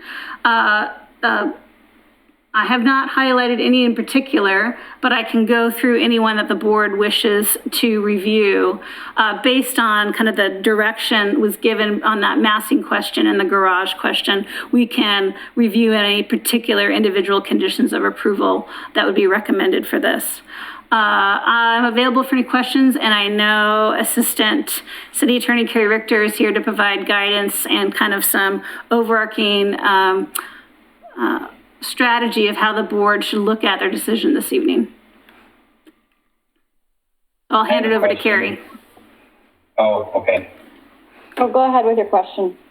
The question is, a foster home is allowed in this neighborhood, correct? Well, a residential care facility, which is a residence where you have between 6 and 15 members, is allowed in the mixed-use corridor zone. So that would go through site plan and design review, and any requirements that are required for site plan and design review for that use, commercial use, and any requirements, of course, of the state of Oregon for any licensure would be required to review. But right now, the applicant has not proposed that as a use. They proposed a live-work use. So if one dwelling unit, and the workspace. My question is, if it is going to be something like that, if they plan that, would they have to go through a lot of more hoops to get approval for that in the beginning? Potentially, because if you are a residential care facility, you are reviewed at the same level as a multifamily structure on the planning level. And so we may have additional parking review and additional reviews. And I don't know all the details, but they're not apples to apples. We would have to open up and crack open the code for residential care facility and see what would be required under site plan design review, because that would be a different use than live work. Right. My only question is, a facility like this, however they want to put the lipstick on it, this thing is a foster home. It's a care facility. And what I'm concerned about is, and I'm not trying to get into uncharted waters for where I belong, but is this thing, are they trying to make this thing go through an easier way that then they can get into whatever they're doing there on the back end? I guess the answer is I don't know, and unfortunately on your end, it's not your purview. Your purview is looking at That's what I'm asking. Yeah. I'm not in those waters, but I'm also, that's where it's not in my purview, it's not my waters. I'm just asking, the question of if they went that route, is there a lot more hoops, which you answered. There could be, and I think the problem is because it wasn't proposed, we haven't done that level of analysis. Right. Yeah. Okay. That was a question I had. All right. I just want to, sorry to interrupt. I wanted to point out a couple of things about where we are procedurally. This case, like the one we've dealt with, the one we just dealt with, is we're sort of our backs up against the wall in terms of making a decision. The only way the city will have sufficient time to take final action on this application is if the Historic Review Board makes a decision tonight, or if the applicant extends the 120-day rule to accommodate an additional hearing before the Historic Review Board. There have been requests to continue the hearing. We're going to have to deal with those in the findings. We cannot grant those requests tonight unless the applicant extends the 120-day deadline.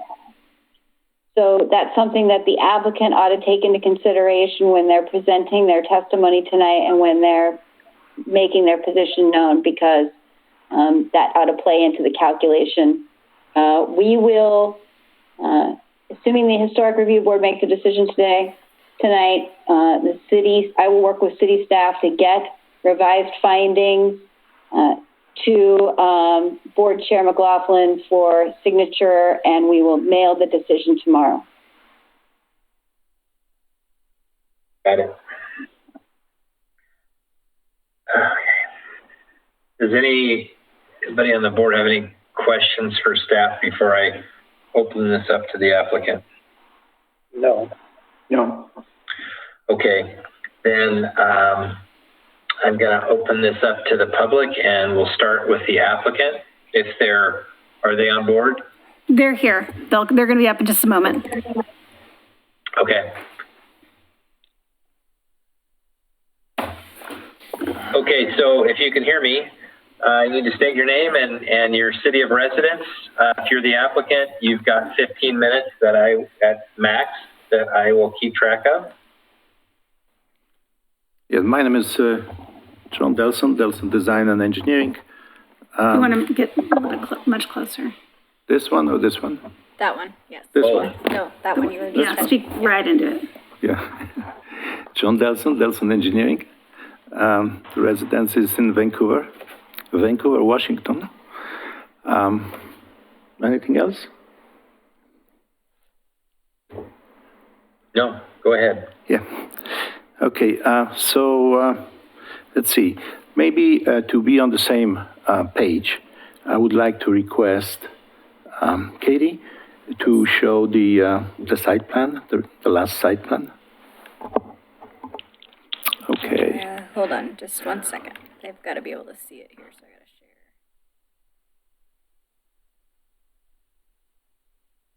Here we go. Okay, and if we can rotate 90 degrees clockwise.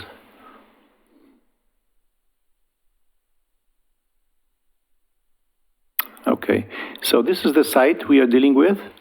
As we see, this is a pretty aggressive slope from northeast to southwest, top left corner to bottom right corner. About 15 to 20% slope. Okay, and talking about the garage location, I came up with explanation. I will summarize this really quick. The location of the garage is critical for this project for a few reasons.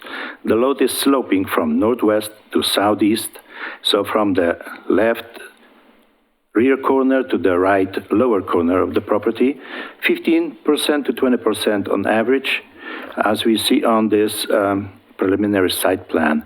The garage located on the front left side serves as a buttress supporting the left side of the hill, using the left side of the garage as a retaining wall with the concrete garage floor slab. This is by far the most common engineering design and construction practice. It is the most cost-effective and also most safe way to retain the sloping hill. We have received a positive feedback about this approach from the city geotechnical engineer when we attended the preliminary meeting with the staff at the beginning of the process last summer, as well as from the independent geotechnical engineer who produced the geotechnical report. Okay, so we have to stay on this particular lot. We have to stay 10 feet from the left side, as we see from the left side, 10 feet due to some planning and zoning requirements. Okay, and then to retain the slope, we will have to build about 10 feet high retaining wall and then build the building. This is very expensive, impractical. So by putting the garage on this side the garage left side will be a retaining wall, and the slab is used typically always to retain from sliding because it's a concrete slab. It can resist the sliding, okay?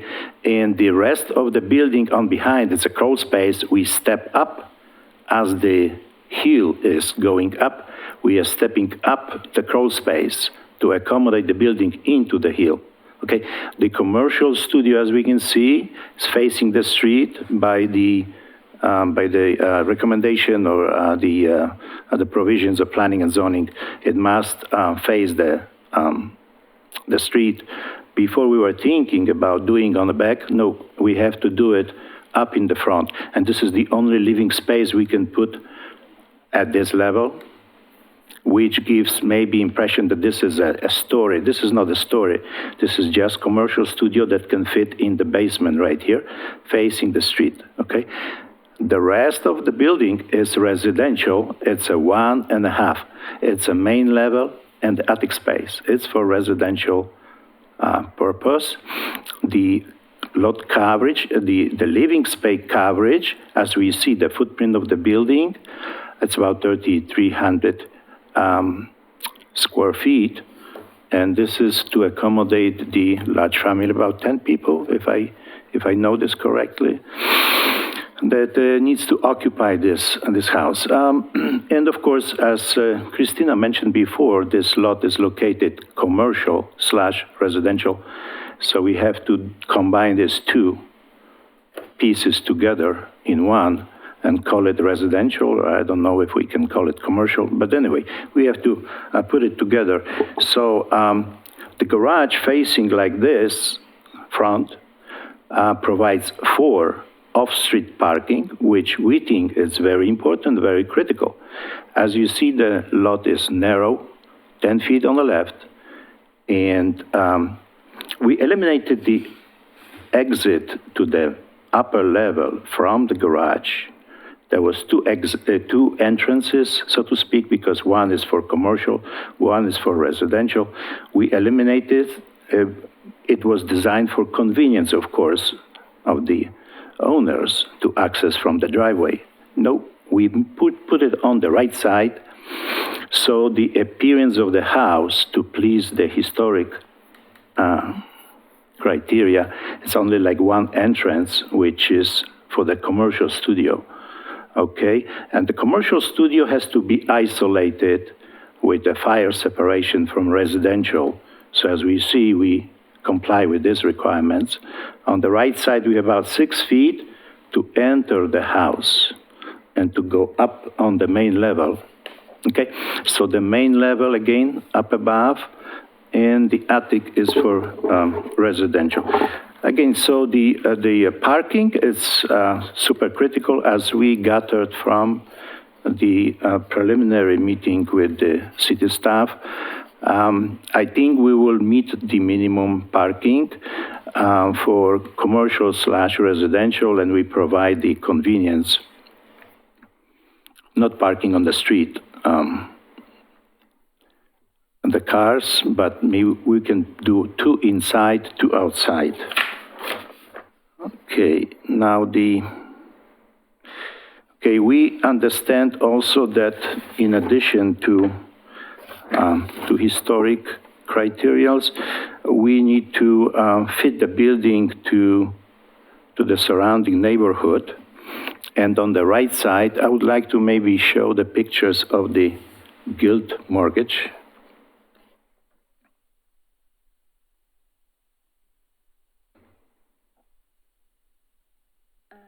From the presentation of staff?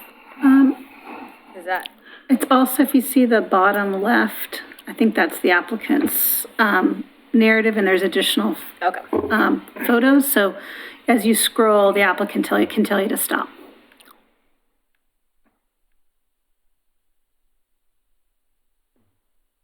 Well, if we are by these pictures, I mean, we can switch the gear and go back to those pictures because these are typical four-square style buildings. This is actually in the neighborhood.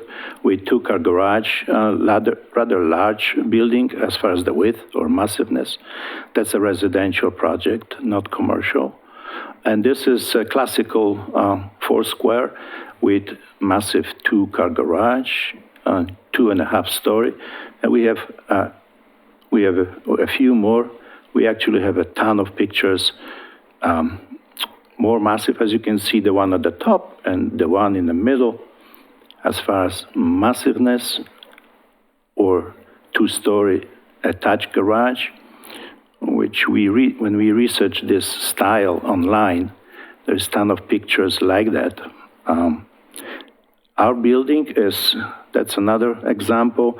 And we kind of utilize the same situation, except all these buildings have flat lots, and all these buildings are residential only. However, we have a situation quite different as far as lot is not flat, and then in addition to residential, we have to put commercial over there. Okay, so this is the view from the top. On the left side of this view, we have the lot, sloping lot. This is the Guild Mortgage building, which is 2 times, almost 3 times the footprint of our proposed building.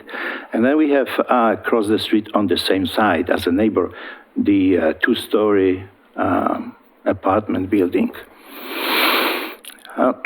We don't find necessary these buildings to comply with the historic guidelines or anything like this, or some architectural guidelines and design, but we feel that our building should not be too small or too large comparing to these buildings. And we see that with the residential being 3,300 square feet on the main, we are actually many times smaller than those buildings as far as massiveness. And this is the neighbor's building again. The neighborhood has a mixture of everything. We did not find a typical 4-square style, but again, we went, this is the apartment, and on the background, we see the mortgage company and then the lot. It was taken a few months ago when there was no leaves on the trees. Once the leaves are popping up, we don't see basically that lot from that angle, because there is a huge tree on the corner of the property. So the right side of the new building will not be visible from the street, actually, from that corner. It will be behind these trees. So the only side that will be exposed is the one from the rendering. Maybe we can show the rendering again. If we can please scroll through these pictures and look at the renderings. I think it's on my, there's a rendering on my PowerPoint. Got it. About 3.5 minutes. Katie, you might need to do that if you scroll back a couple of slides.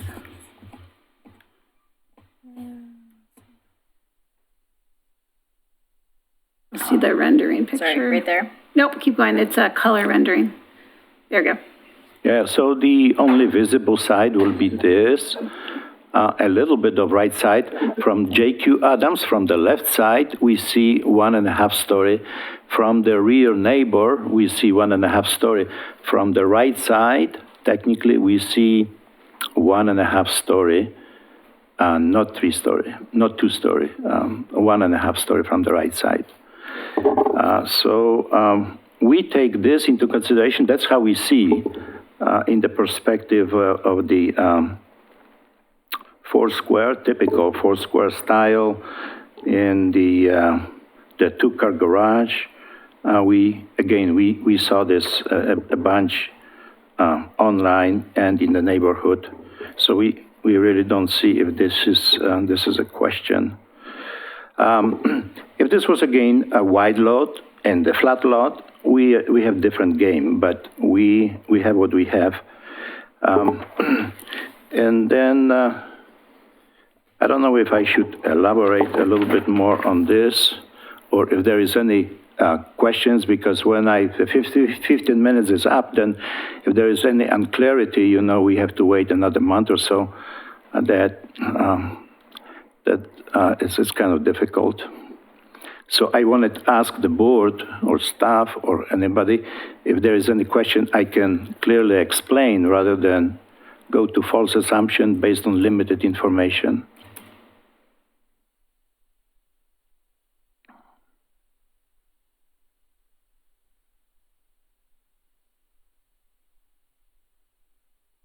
Do they hear me? Yeah, we hear you.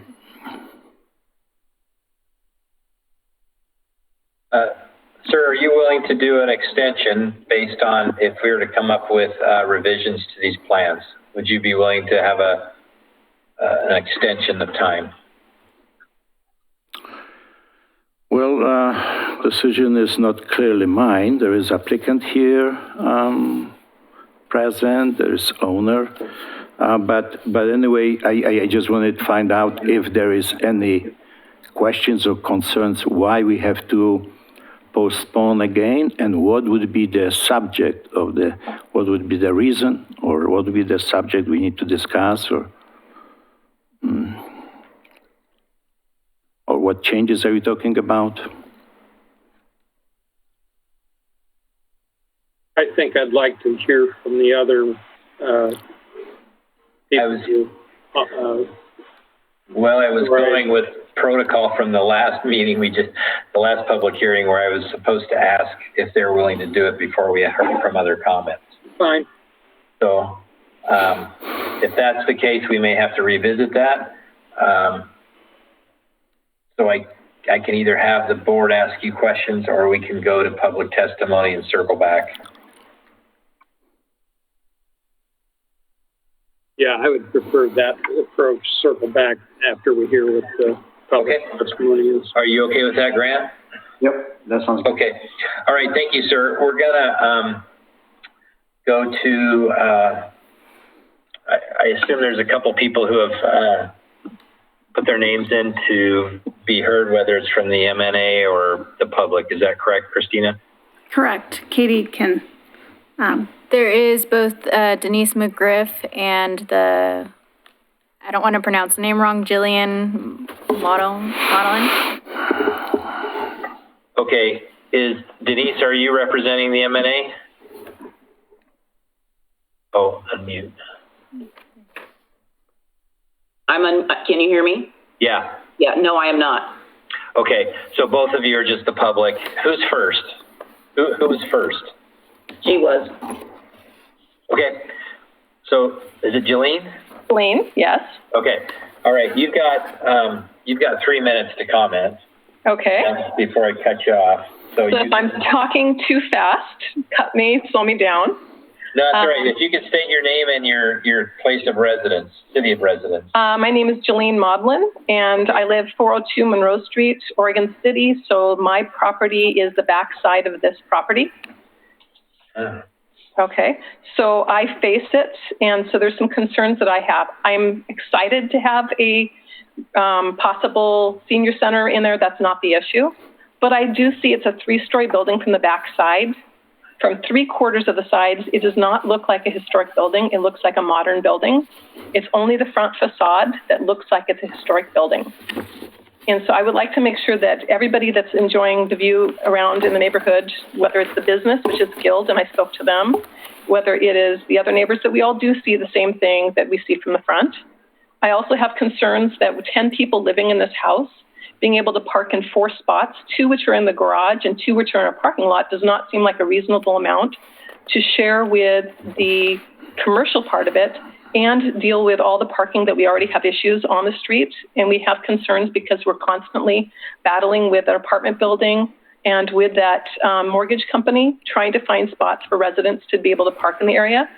The area for them in front of this to be able to drive by, pick up kids if there's going to be 10 children living there, or to bring senior buses for people that are going to get on and off, is not really applicable for people to be able to pull through and park on that hill right there. So I think that there needs to be some adjustment or a deeper driveway for them to park more people in, or to pull in other vehicles in case there's an ambulance or maybe there's a school bus that needs to be there.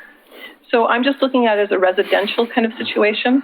That it's a great plan. I like the front of it in perspective. I appreciate the changes that they've made.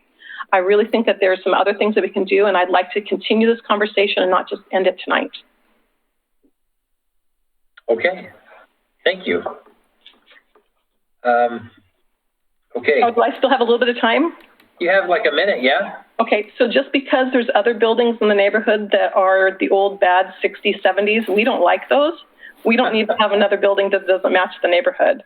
So it's a box style there. It's not really characteristic, but a 3-story building is not anywhere in the neighborhood. And there's no other houses in the neighborhood that are 10 bedrooms. So this is definitely a residential. It's not a commercial, and we don't have 10-bedroom homes in the neighborhood. So it is a much larger size building, residential, than anything else that's in the neighborhood.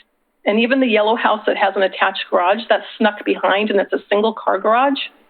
So it needs to still be modified a little bit to really fit into the neighborhood, so we don't end up with more 1960s, 70s bad architectural buildings in the neighborhood. So thank you very much. Yeah, thanks, appreciate it.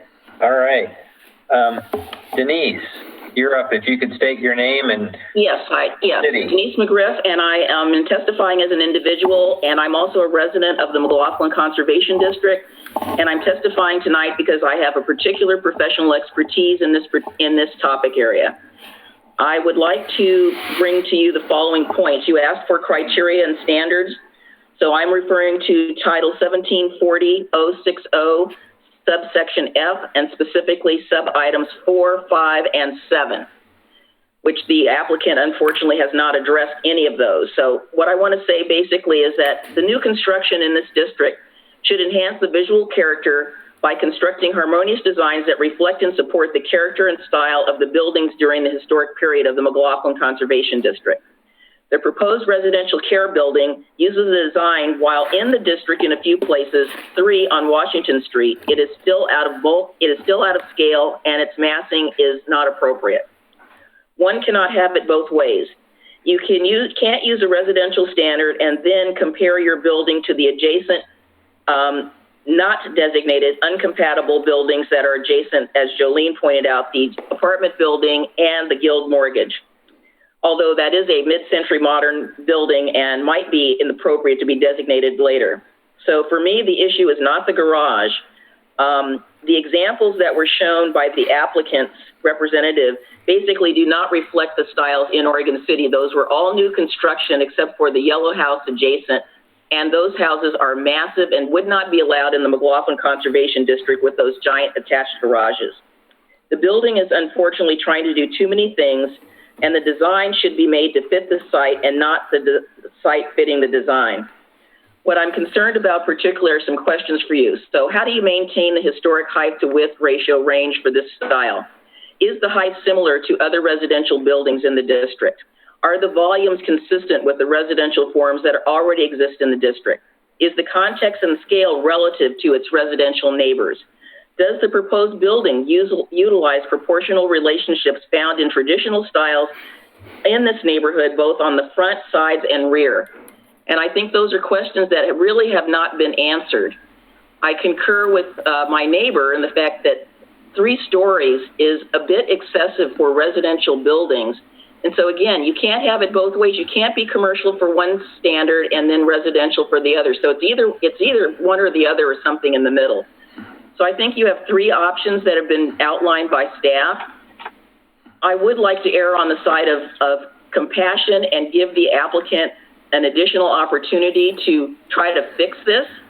So 2 and 3 would be considered. Although if you don't feel that there's any opportunity to make any more changes, then you really don't have any option except number 1. So that is my written testimony. I wrote down stuff so I could read it. That's my testimony.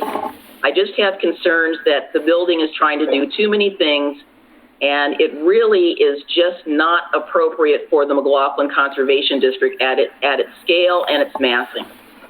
Thank you. Okay, thanks. All right, thank you. Do we have anybody else? No. Can I add? Yeah, we'll get rebuttal in just a second. Okay. I think I did hear from, So, excuse me, sir, one Yes. second. Okay, so we have nobody else, that's what you're telling me. So now the applicant has, what did I say? 5 7 minutes. minutes, I think? Five. 5 minutes. okay. Okay. I just so you've got wanted- 5 minutes to rebut those two, comments. So I would like to start ask, now. I would like to ask the question or repeat that according to technical information. I did hear 3-story. My understanding is 2.5 story or 1.5 story. As far as the height of the building, in all the jurisdictions that I used to work with for last 30 years, Washington or Oregon, if the lot is on a sloping, if the lot is sloping, on a sloping hill, nobody yet I've seen check the dimension at the lowest right corner. No, the typical procedure is to go around the building and in multiple points take average of each elevation, 4 elevation, and average the height. And the height is sometimes is calculated from the ground level to the ridge, or sometimes it's calculated to the middle of the roof. If we take in consideration that we have sloping lot, not flat, and we look at the height restrictions or average height, I think we are below 3-story, below 2-story. Because on the left side, if we can please take a look at the left elevation from JQ Adams.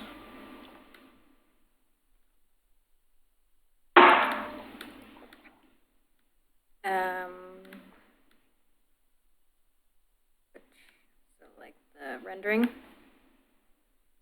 that what you want? The left elevation, not the side plan, but the left elevation, if we can please. Was that in your presentation, Christina? One more is. time, apologies. What are we looking for? Or at Left least that. elevation? Yeah, it's in my, you want to go back. So go a couple of slides back. Keep going. Keep going. There we go. Nope. Yeah. Yeah, left elevation, we see JQ Adams. How many stories do we see it here? It's clear to us that this is maybe 1.5. Okay, the attic. On the right elevation, the longest elevation, we have 1.5 with the studio on the corner.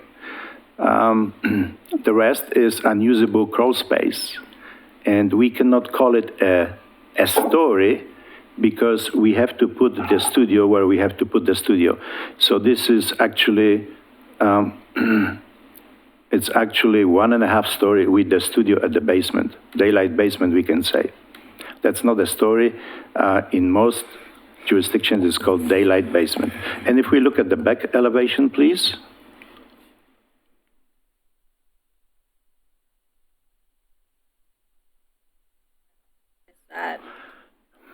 Oh, shoot, it didn't get in this. The applicant. Let's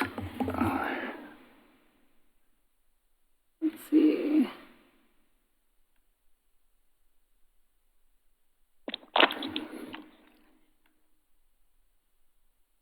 The back elevation should be together with all the other elevations. Yeah, it's actually in the applicant's submittal. Yeah. I don't have that to show, I'm sorry. We've seen this before.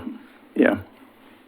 Yeah, I have it in the revised plans in the agenda right here. I do have a hard copy just in case, but we submitted, of course, all the I elevations. can show you where it is if it's helpful, Katie. If we can find it. If not, I don't know, maybe. You might see under revised plans, under applicant submittal, applicant patient materials, April revisions, and then maybe rear elevation. That one? Yeah. Yeah. Okay. So how hold on, many we can't see how that. many stories do we see here? Hold on, they can't see that. Oh,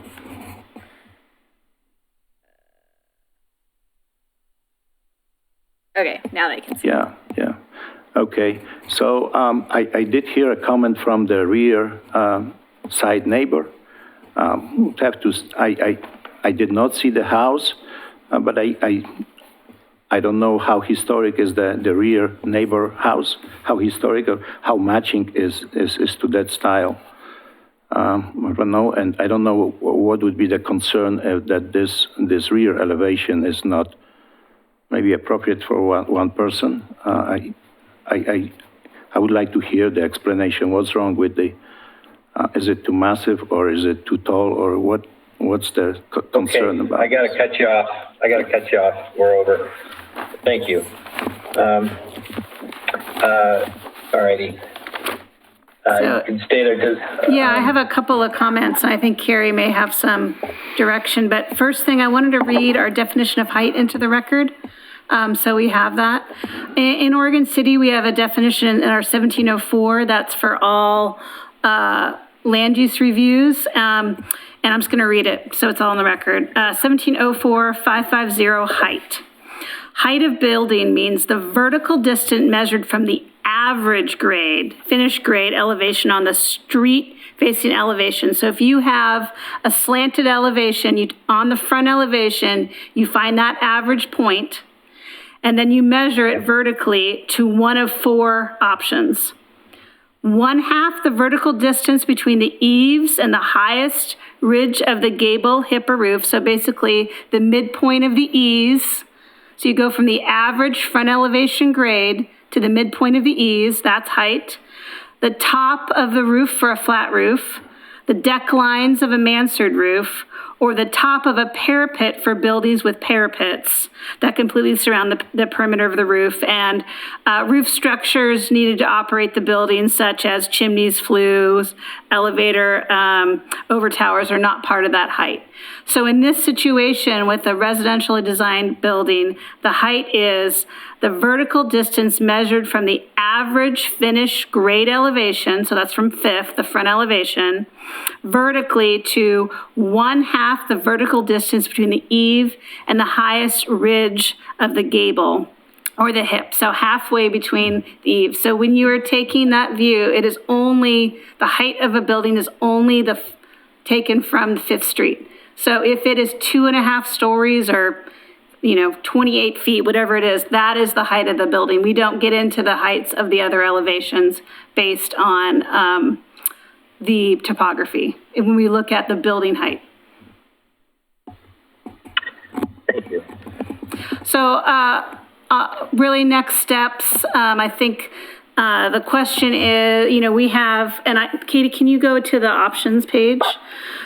Just like in the previous application, we have recommendation, the board can recommend and could approve the denial. And if you do want to vote for denial, please provide staff additional findings so we can incorporate that into our decision tomorrow. If you want to recommend approval, I think we need additional findings related to the garage location and the massing, and I think particular care should be taken to the comments made by Commissioner McGriff, speaking as herself, related to Chapter 1740-060F, which talks about the visual character of the neighborhood and the scale, and really looking as it adversely affect the district. The way we have written our findings generally for new construction is we find that if an application meets the guidelines for new construction, they can be found to be compatible. However, it doesn't hurt to provide that additional findings for Chapter 1740 to show why the proposal as conditioned is still compatible with the neighborhood and is not out of scale and can be shown to not adversely affect the district. With that, I'm going to pass it over to Carrie if she has any additional kind of strategic recommendations on how you should be viewing your deliberations. I don't have anything further to add. I'll leave it to you, the board, to decide how you want to move forward with securing an additional extension, if that makes sense, or Actually, it's the conditions. if you all are ready to There's make a 1, 2, 3, decision. like approve, deny. Keep going. Thank you. Can I ask the board, do they have any questions for the applicant while he's here? Where'd Ken go? I'm here. Ah, there you are. Sorry, maybe I didn't put it. I haven't gone anywhere except maybe to Like sleep. the second. Okay.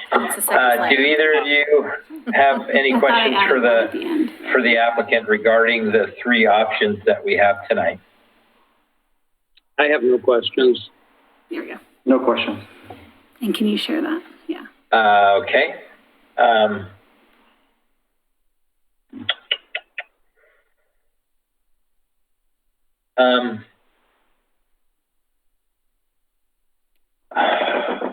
I don't know if I have questions or not. I'm just, I'm looking on my screen with the elevations, and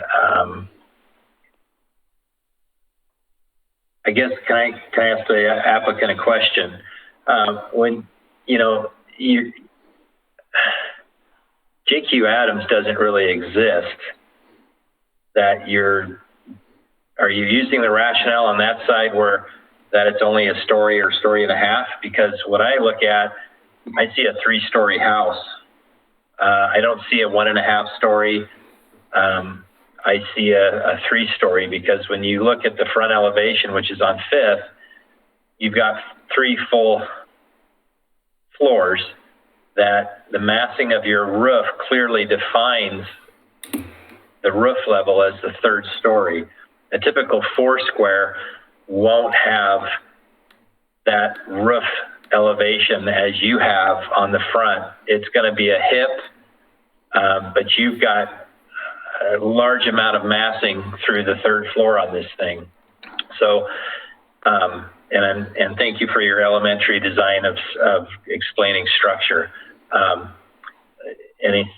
Where the garage is, whether the garage is there or in the crawl space, any number of those things could have done the same thing as the garage with the slab for structure.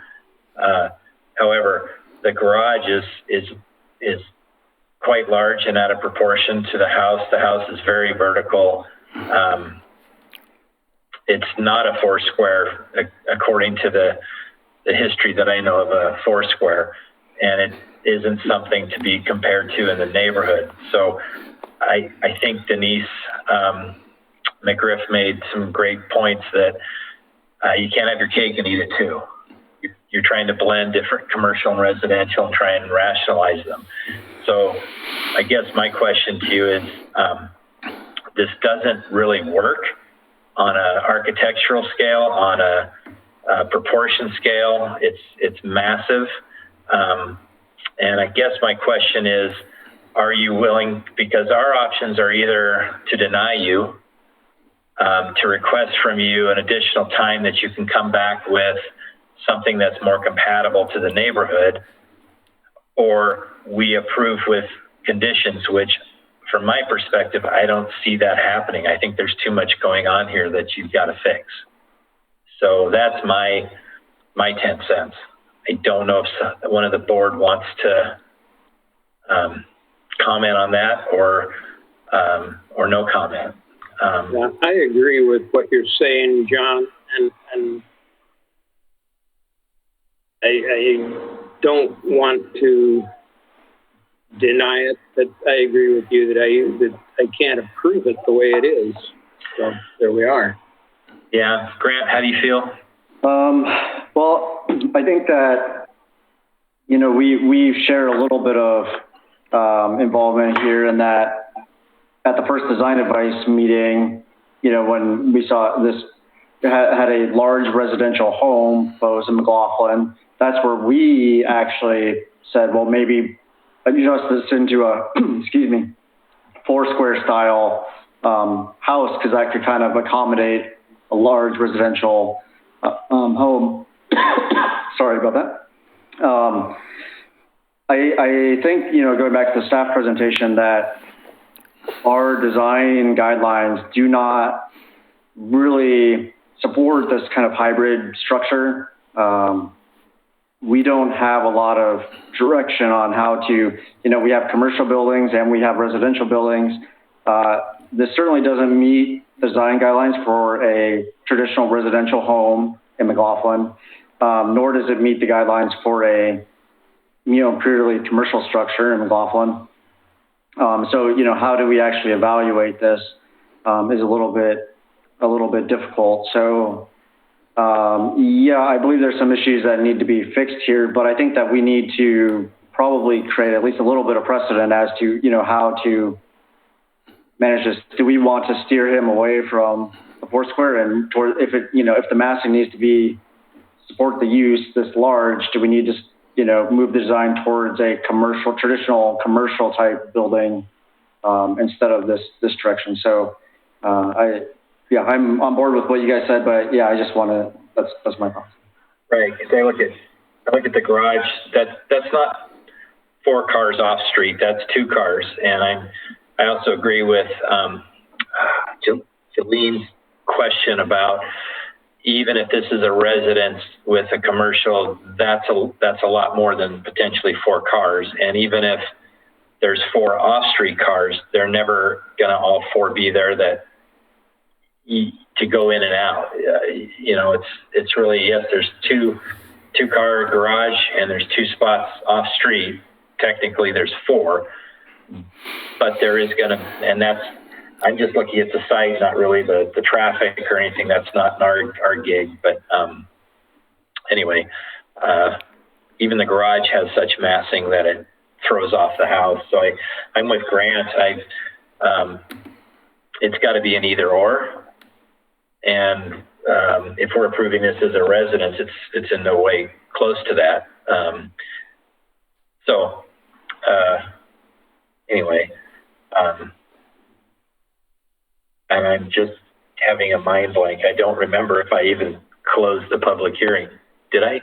I don't think you did. Okay, that's my fault. But I didn't. I haven't. So if I haven't, does either the board have any questions for the applicant before I close the meeting, and ask him again one more question?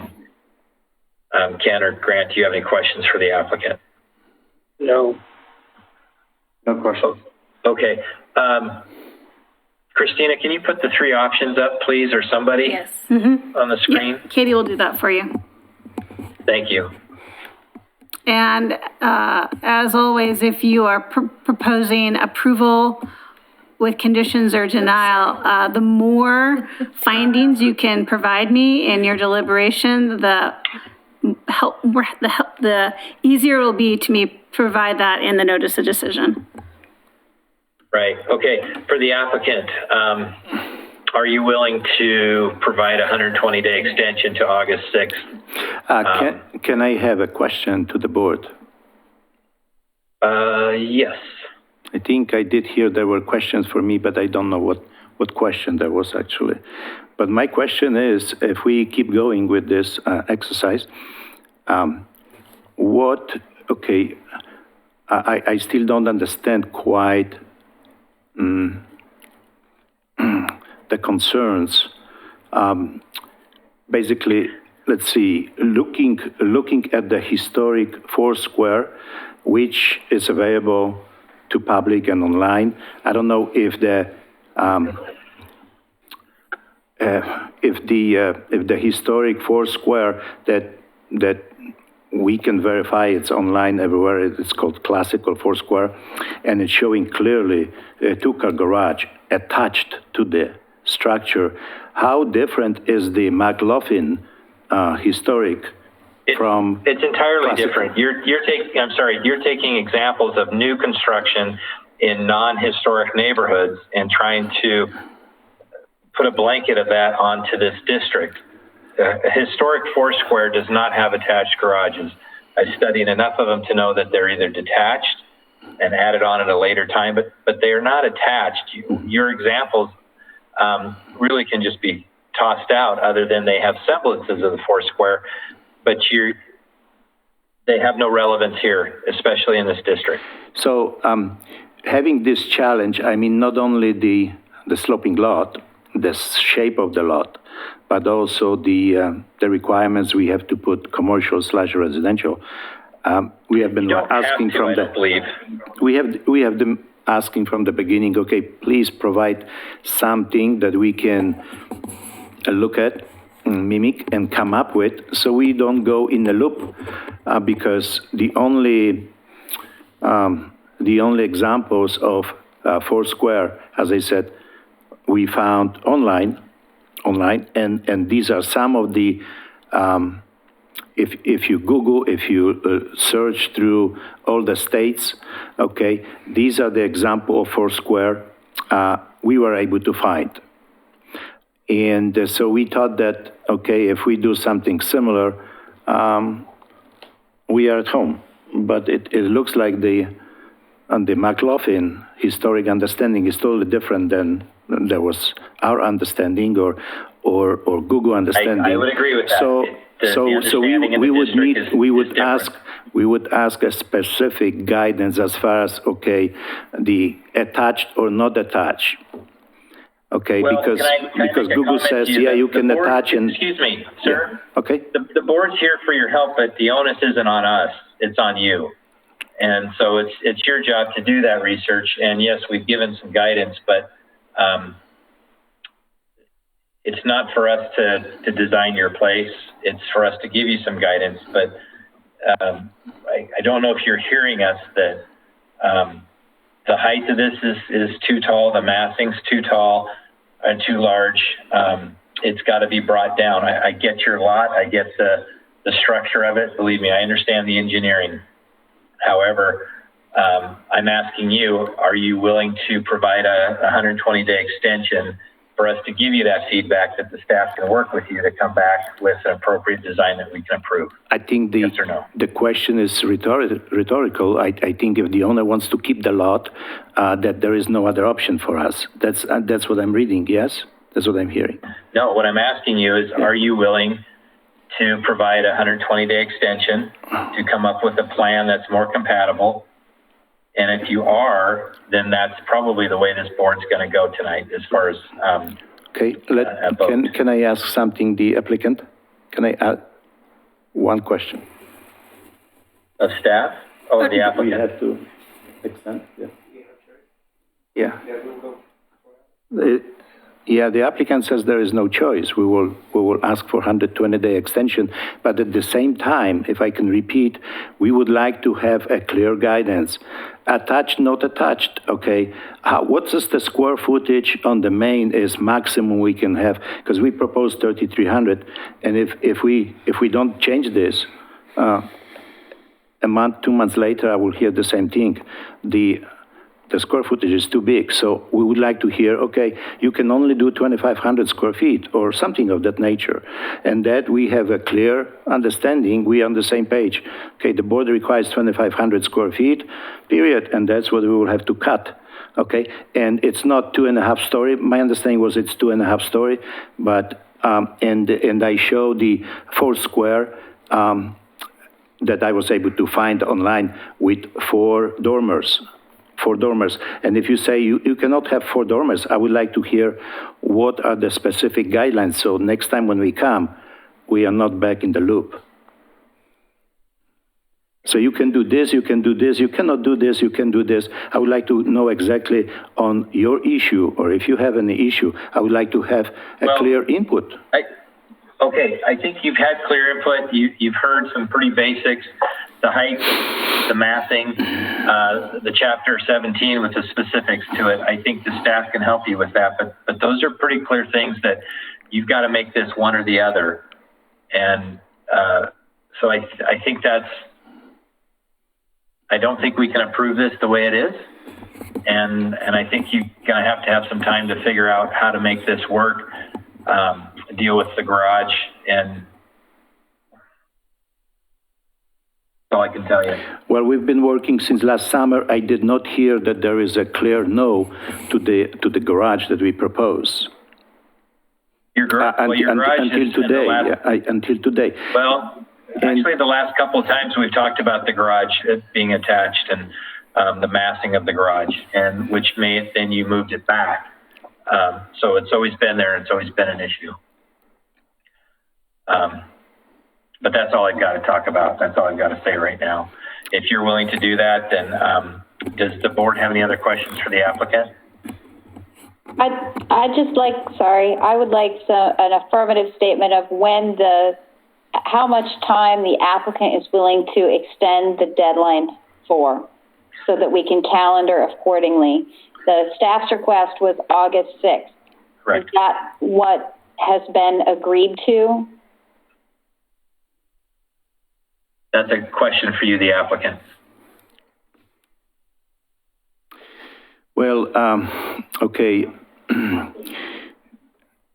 Yeah, I don't know if I'm expressing clearly myself. In other words, on any points that you have, on any areas of concerns, is it possible to get clear explanation as to, okay, the third level, you call it third story, we call it half story. Can we have the half story at the attic just the way we show, which we understand as a half story? And if the board says, no, this is not half story, that's a full story, okay, can we have it or not? Can we have 4 dormers on the upper level at the attic? Yes or no? What would be the height? How you calculate the height? What would be the acceptable footprint of the building? I indicated we have 3,300, which is about 35% of lot coverage by any other criteria, jurisdictions. Okay. I would like right. to know. Otherwise, I'm going to stop you there. The staff has talked to you about the heights. They can talk to you more about the code and go over that so that you can understand what the height is and the relevance to the massing on the building on this side. If you want some direction on the third story, your roof is tall enough that you've got a full third story up there. The roof is large and massing that it creates that third story. And then having you're calling it a daylight, the studio. Well, you know what? On the front, that's clearly showing 3 levels. So just the verticality of that thing on the front is just so out of proportion. So if you want some direction of trying to deal with this is reviewing Chapter 17, reviewing the height of this, looking at the mass, and trying to come up with something where that garage is not attached. Okay, so I'm going to keep it simple, and that's where we're at. And I'm not speaking for all of us, but I think unless someone chimes in, I think I'm hitting on the basic points. So I'm trying to keep it as elementary for you as you're trying to give it to us. So if that helps you, I think that's where we're at. And if you can agree to that date, is that what you're telling us? Yes or no? August 6th. We will try to come up with the revisions, yeah. Okay. Is that good enough, Carrie? That's not the question. The question is whether you will extend the deadline in which the city must make a decision to August 6th. Yes, we will extend the deadline, yeah. Okay. Thank you. At this point, I'm going to close the public hearing and let the board deliberate.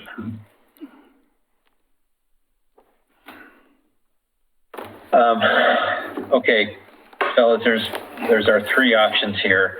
Do you have any questions, concerns on anything? Do you have any opinions on 1 through 3? Just throwing stuff out, knowing that we have option 2 in the queue, so to speak. Right. I think, similar to the last, if we're going to continue the application, we should provide some additional clarification on what we're looking for. Like I mentioned, with the 4-square design, we were the ones that kind of proposed that when the initial, concept set, the design advice was a large kind of boxy residential home. that sort of thing. And I think that, you know, and I'm talking to the applicant here, that if you were to build a Foursquare that looked like the example that was in the staff presentation, you know, that could be approved here. And I think that, you know, maybe not everyone would agree with me, but given the slope of the lot and the access via the road, that, you know, you could make a case anyway for having the garage look like a, you know, addition that was built after the, you know, the main home. And although we don't, you know, approve integrated, you know, type attached garages, you know, the fact that it's touching, you could probably still make a case for why that might be appropriate for that design type and that sort of thing. But I think the problem here is that, you know, the total finished square footage of this house is 5,500 or something like that. You know, it goes way beyond what a normal residential home would be. So I think we need to understand, can we split the baby in terms of our design guidelines? You know, do we want him to pursue residential stylistic elements in his design like he's been doing? Because he, you know, he actually did a pretty good job, in my opinion, of integrating some of those Foursquare design elements and at least on the front facade into the structure, even though it's not really a conventional residential structure. Or do we, you know, like I said, need to steer him back towards a commercial type design? So I guess the question in my mind is, you know, if this is the use and it needs to be this large to meet the, you know, the applicant's need, do we steer them towards a residential looking design, or do we steer them towards a commercial looking design? And how do we do that? I think we should do that if we're going to continue the application. Well, just FYI, adding everything up, it's 5,700 square feet. Yeah. Which is huge. Yeah, exactly. Yeah. Okay. Ken, anything? Well, I'm looking at the front facade and the commercial space on the ground level. Yeah, that front one, yep. Yep. But it only goes to a depth inside the envelope of what, 15 feet, 20 feet, something. You mean on the floor plan, how far it goes back in? On the floor plan, the size of the commercial space, it says it's... You mean like how far it goes into the building? Yeah. I think it's 24 feet. Yeah. 24 and change, 24 and a half, like that. Yeah, I would ask the applicant then what the value to him is of having that space, because I would see taking that portion out of the second floor and squashing the whole thing down. Make it 2 stories in front. Whatever's on the second floor above the commercial space, it's gone. Yeah, no, I hear Then you. you have a true 2-story building. Yeah, it could just be crawl. Yeah, that's a thought, but I think that's one of those things that can be part of that recommendation of looking at a different way to approach this. Yeah. Would with a deadline of August 6th now, that gives the Historic Review Board some breathing room to do a design advice at your next meeting if that is something you all might want to recommend. Or we could do that, or he could work with staff regarding the comments that were made, the chapter in question, and come up with a plan that can be brought to the next meeting. Mm-hmm. That's how I look at it, is to try and expedite it, that if he can resolve those issues, based on everything we talked about, we've been pretty clear on what these things are, that he can come back to and you know, we might be at that point where we can approve with some conditions, right? So Yeah. we're just not there. I think like what Grant says, we're just not there. So Now that we've opened the record up, we do need to make sure that the two other public comments, if they have anything, right, that they want to add, if we have the applicant speaking. What do you meaning, Christina? Well, I said that you closed the, okay, I just want to make sure you didn't close and open, and we want to make sure we have. No, I closed it, but Okay. then Carrie made a comment. Okay. So I just want to remind everybody also that single-family residential is not a permitted use in this zone.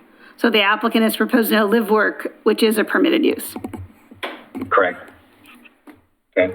Okay. Thank you. Well, can one of you fellows make a motion on this of some sort? Based on, I believe, number 2. You want me to make the motion? You all can I don't affirm think it? I don't think No, you can. I won't make the motion. I can It's the state a wording. motion. You could state it, and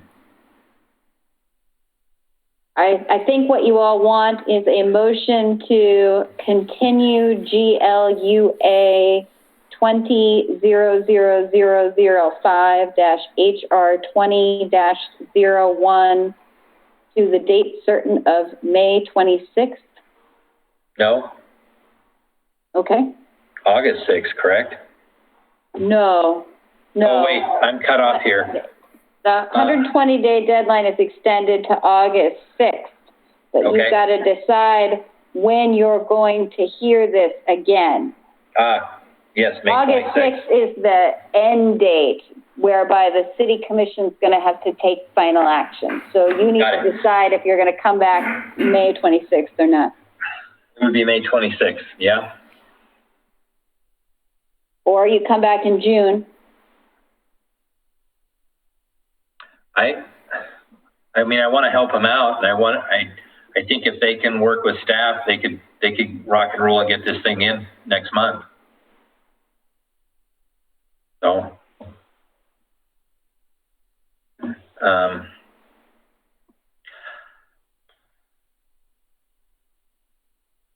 somebody want to make a motion based on what Carrie said? Come on, Grant. Yeah, Grant, we're all, Yeah, I mean, I know. my one issue, I guess, is just that I don't feel like we've given the right guidance that we need to give on this.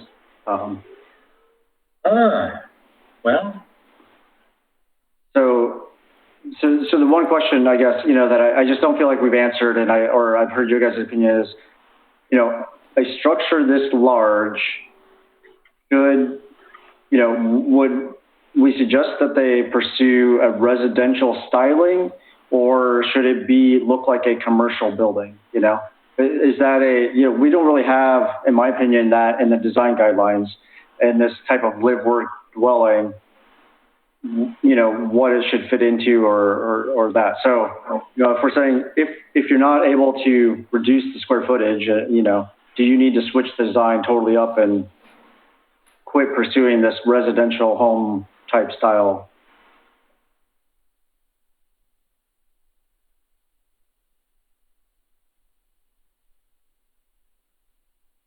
I mean, that could be an option, right? But I don't know what my direction is or yours is to go that way. I don't know.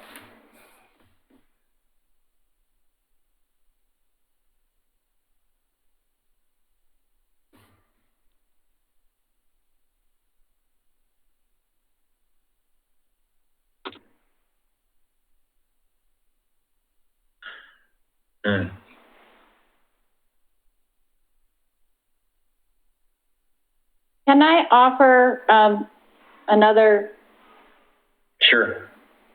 thing? When I sort of thought about this, whether or not it's residential or whether or not it's commercial, I was kind of thinking about certainly the design guidelines control this analysis, but should it be dictated by the surroundings? and should massing and whether it's commercial or residential be dictated either by the buildings that are directly adjacent or the role this site plays in the larger McLaughlin Conservation District? In other words, this is sort of in a transition location in the district, as I understand it, between, it's not firmly commercial and it's not firmly residential. Hybrid. If this is a hybrid area, wouldn't the guidelines allow a sort of hybrid design, maybe a thing that's a structure that's got design elements that are residential in character that's maybe a little larger than what would go in a purely residential neighborhood? That argument could be made, but when I look at the design, there's so many things. Even at 5,700 square feet, there's just things that are out of proportion on it that I think if some tweaks on the massing could be dealt with, it could probably work. Right now, when I look at it, I don't see that even as a mix, you know. Well, and I'm not trying to argue one way or the other. I'm trying to put this question of what design guidelines should drive the analysis, commercial or residential, into some kind of framework that might make sense. No, I agree with you. That's Grant's comment. So I don't know how to. Then I put it. Thank you, Jerry. I don't know how to create that into a motion of something that provides that. That's what I'm asking. Well, I don't know that we need to make a motion. I think that what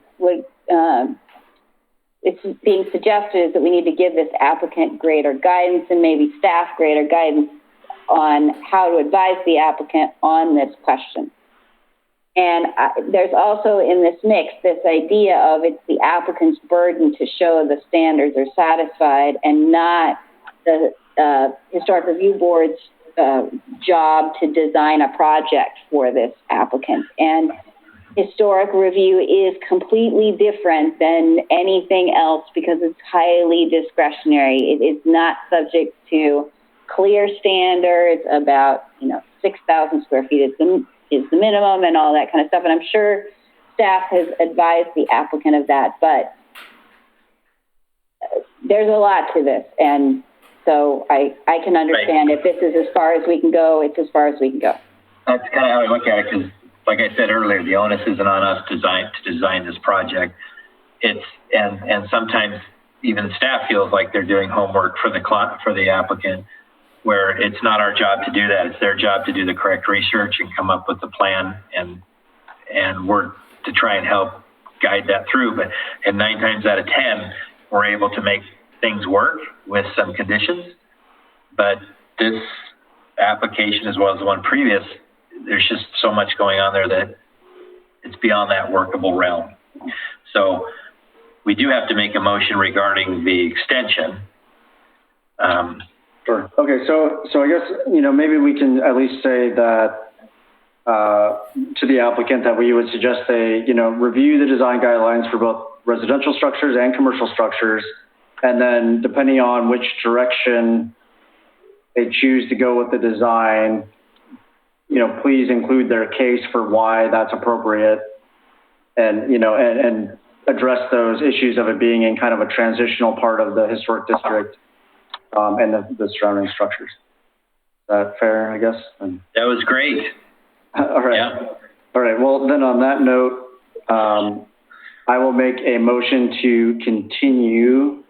The number's not in front of me anymore. May 26th.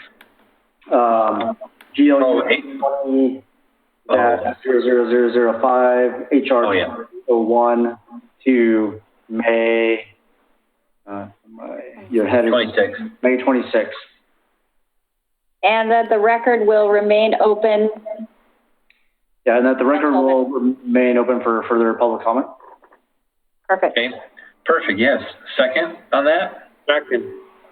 Can we have a vote, please? Sure. Board Member Basinger? Aye. Board Member Blythe? Aye. Chair McLaughlin? Aye. Motion carries. Okay, thank you.